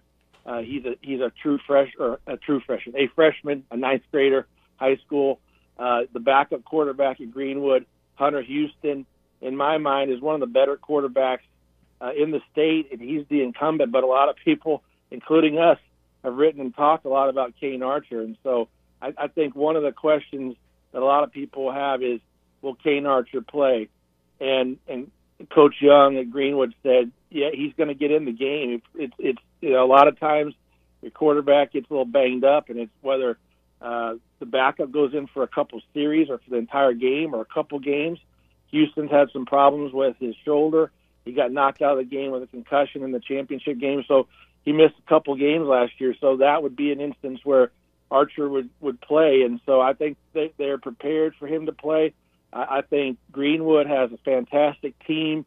They would be a team that I would project is going to have a very good chance to win that league, the 6A West, a more beefier, even tougher 6A West with the addition of Pulaski Academy, Little Rock Christian, that they'll be there in December. And I think in Little Rock, I think that they've got a little bit of a bone to pick with getting there last year and not being able to finish it off. Kind of sat in their craw all year. Didn't play great in that game. El Dorado played really well. They had the injury with Houston that didn't help. So I think they're always ready to go at Greenwood. I think this is going to be a special year, and it's going to be the quarterback situation is something that people around the state and maybe the country even are going to be looking at, and if Archer does play. Obviously, that's a huge national story, a freshman playing on a team that's a title contender. So that's something we're definitely looking at Shiloh Christian and others that are moving up. We talked about Pulaski Academy moving up, Little Rock Christian. Robinson moves to 5A. They're the defending 4A champions. And Shiloh Christian moves up to 5A. And I think just like Robinson, they played last year in the 4H title game. Both those teams are going to have a chance. But I think Shiloh even has a better chance because I think they've got, more of their key players coming back. They're going to be a major player, in that 5A West. That's going to be a good conference with Farmington and them squaring off some other teams. I like Eli Wisdom a lot. He's been the quarterback since his sophomore year, starter, and he's athletic. He runs, and I think some Power 5 schools are looking at him for maybe other positions other than quarterback, but he has a couple of mid-major offers at QB, but they've got some big guys in the trenches. They've got some playmakers on the outside. I don't think there's any reason why they can't win the West and then also make a deep run in the playoffs. So they just, Jeff Conaway has been there 9 years. It's hard to believe he's been there that long. But he, guys like him and, Anthony Lucas that is also doing a transition, they've been around a while. They understand. Eric Koyu at Little Rock Christian, Coach Escola at Robinson. They've been around long enough that they understand how to adjust the competition. And the depth is going to be a factor in some of those situations because you're going to have much less numbers. But, that's something that you look at as a challenge. You challenge your kids. And those programs are great enough that I think they can overcome some of that. So I think that at all levels, anybody that's moving up, Harding Academy is doing the same thing. And I talked to their coach last week about that, and they're a little bit undermanned, and they've lost their quarterback. Cade Smith is a Razorback baseball commit. He's not playing this year, but in most all instances, those coaches are embracing that, saying, "Let's go, let's prove to them that we can play." And I think in the 6A West and the 5A West, that's going to be real interesting to see how Shiloh blends in, how Little Rock Christian and PA blend in. I'm really looking forward to that PA Greenwood game. I think it's October 29th. That's going to be a huge game. It's going to be fun. And those teams have history. They've played before. So it'll be a lot of fun to see that. And that's just some of the scenarios. And then also, Bryant, that's not necessarily in the coverage area either, but 4 straight state titles. We think it's going to be 5 for them. I don't know that they'll lose in the state again. They play a team from Denton, Texas, the second week of the year. That'll probably be their toughest game. And there are some challenges that do await them in the league, I think, with Conway and North Little Rock. And I think North Little Rock's going to be better than some people think. Very good defensively. Got some good talent there. Some guys they got that moved in and a guy that they got back from injury. So they always, battle them pretty good. Conway's got a pretty good team. And then you look at Bentonville. I think they're a team that could give Bryan a run maybe, but we think it's going to be 5 in a row. And I think last year was the year that Bryant could have lost, and they were a little bit more invincible than they had been. And Conway and Fayetteville just couldn't quite get the job done, even though they kind of had them on the ropes. Nate Olson with us from Scorebook Live, as thorough as you will find in high school sports coverage in the entire state for certain. You mentioned Bryant going for their 5th state championship. Of course, we're a long way until we get there. They beat Fayetteville for it last year. Fayetteville and Bentonville have flip-flopped from the past couple of years, but they've been the teams at the top of the 7A West for 2 years running now. Do you see anything that would – now, you already said you think Bentonville could give Bryan a run for their money, so that tells me you might see Bentonville at the top of the 7A West. Would that be true as far as you're concerned, Nate?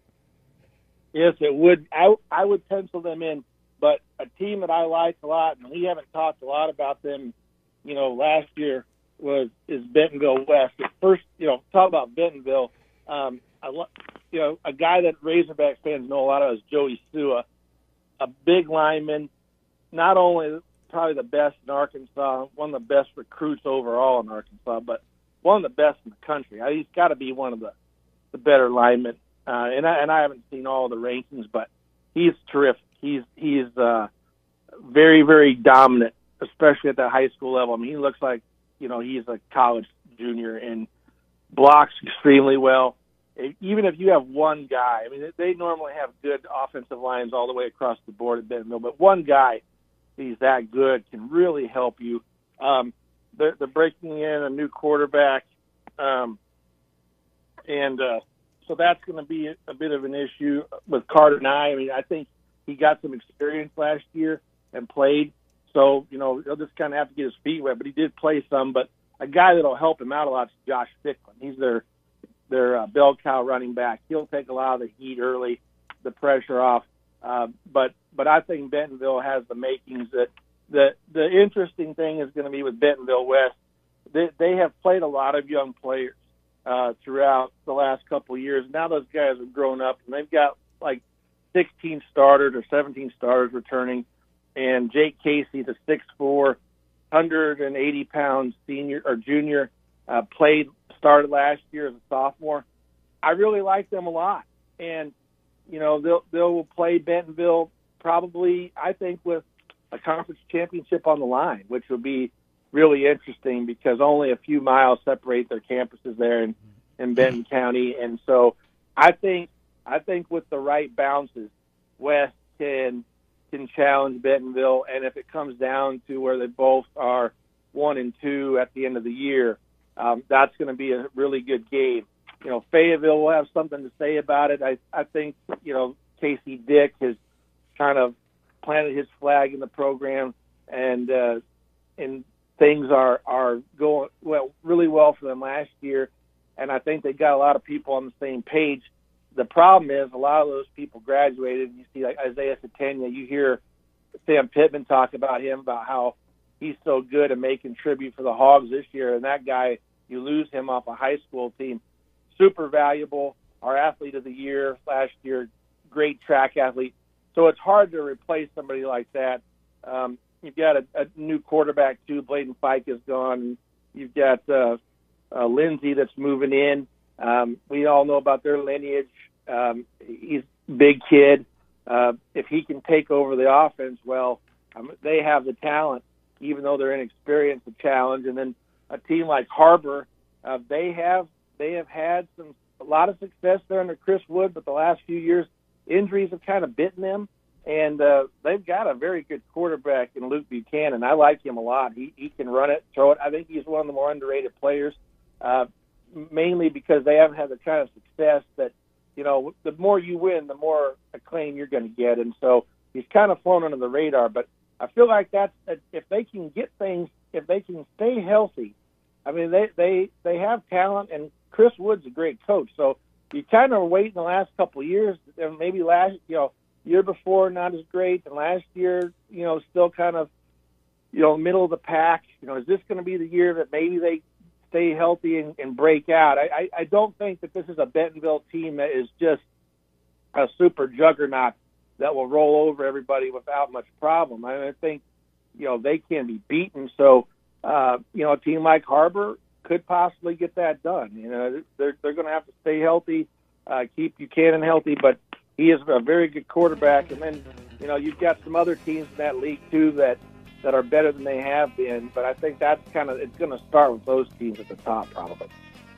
Nate, you know how to fill up a segment, man. You are thorough, and that is why going to scorebooklive.com is probably a fairly valuable thing for high school football fans. We appreciate your knowledge and your insight and your time. Thanks so much.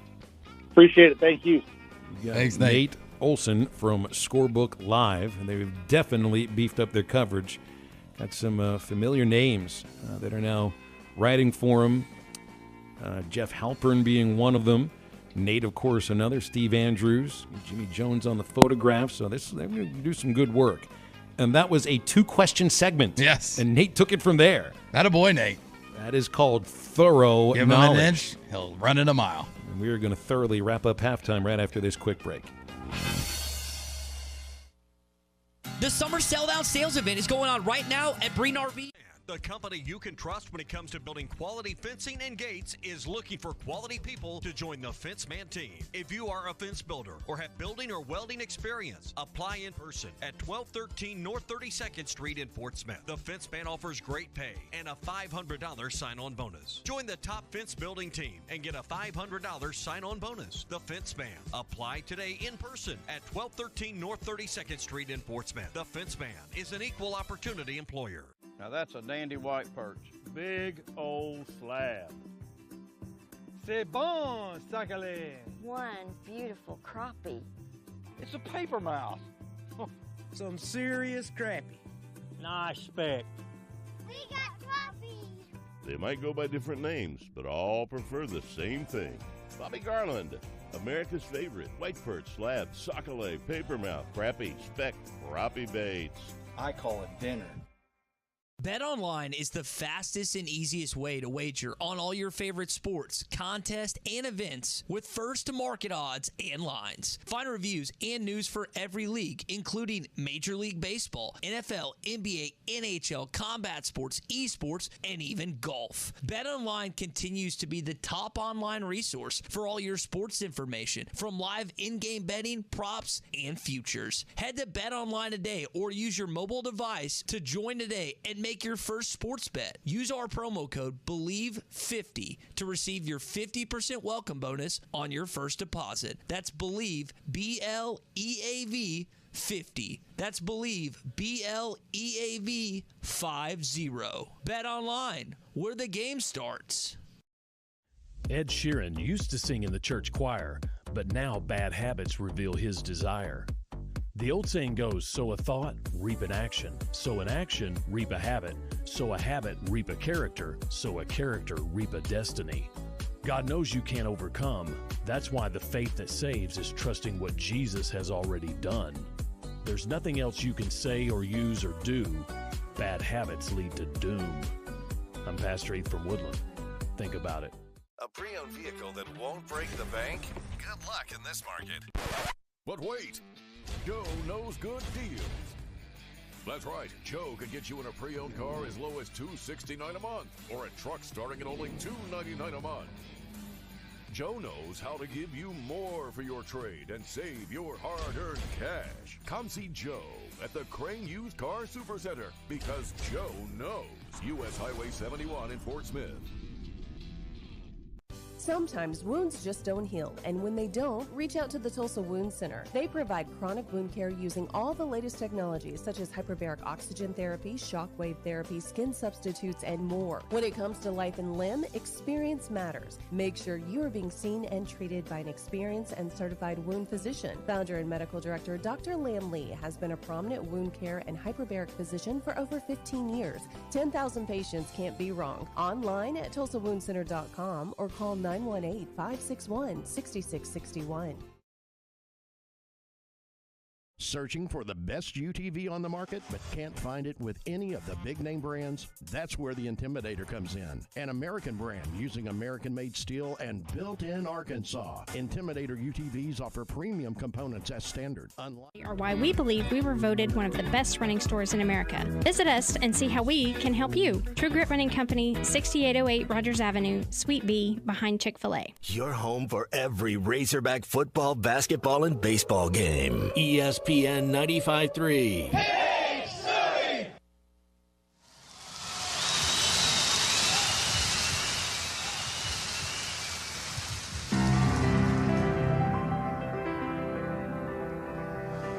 Oh, my love, my darling,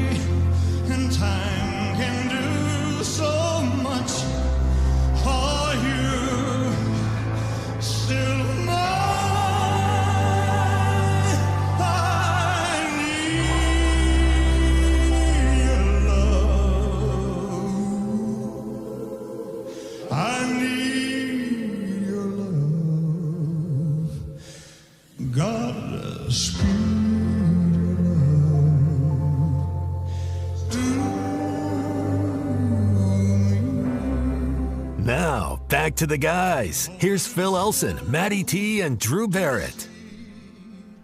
Tears all throughout the listening audience when you hear the King perform. I'm sure that there were tears when he performed it the first time.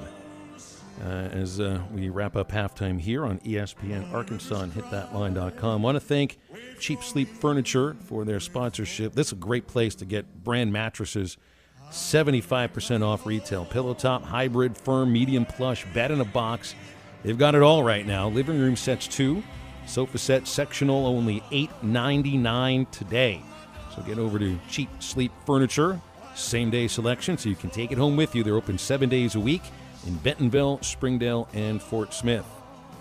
And I'd mentioned this really interesting pitching matchup with Justin Verlander, Astros, Dylan Cease, White Sox. Both pitchers sub-2 ERAs, middle of August. Per Elias Sports Bureau, the last time opposing starting pitchers both had ERAs under 2 at least 20 starts into the season, 1985. The Mets, Dwight Gooden. The Cardinals, John Tudor. Two pitchers who had completely different styles of pitching. Tudor couldn't break a pane of glass with his fastball. And Doc Gooden, 85, that was Doc Gooden at his absolute best. Right. He was the Cy Young winner that year. So it has been since, what is it? We got 2002. It's been 37 years. 37 years since you had to start a Major League Baseball game this late in the season with two pitchers sub-2 ERAs.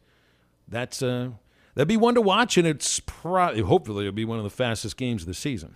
Oh, it definitely should be. And I mean, just looking at Justin Verlander, I think he's really making a real case for his legacy, especially with now that he's getting up in age, having the kind of season that he's having right now. It's going to be, if I can find the game on, whether it's an Apple TV game or if I can figure out a way to stream it, I might watch that tonight. Plus, have you seen everything that's gone on in Houston? I mean, or not Houston, in Chicago? You know, we talked about a little bit of this, yeah. About La Russa.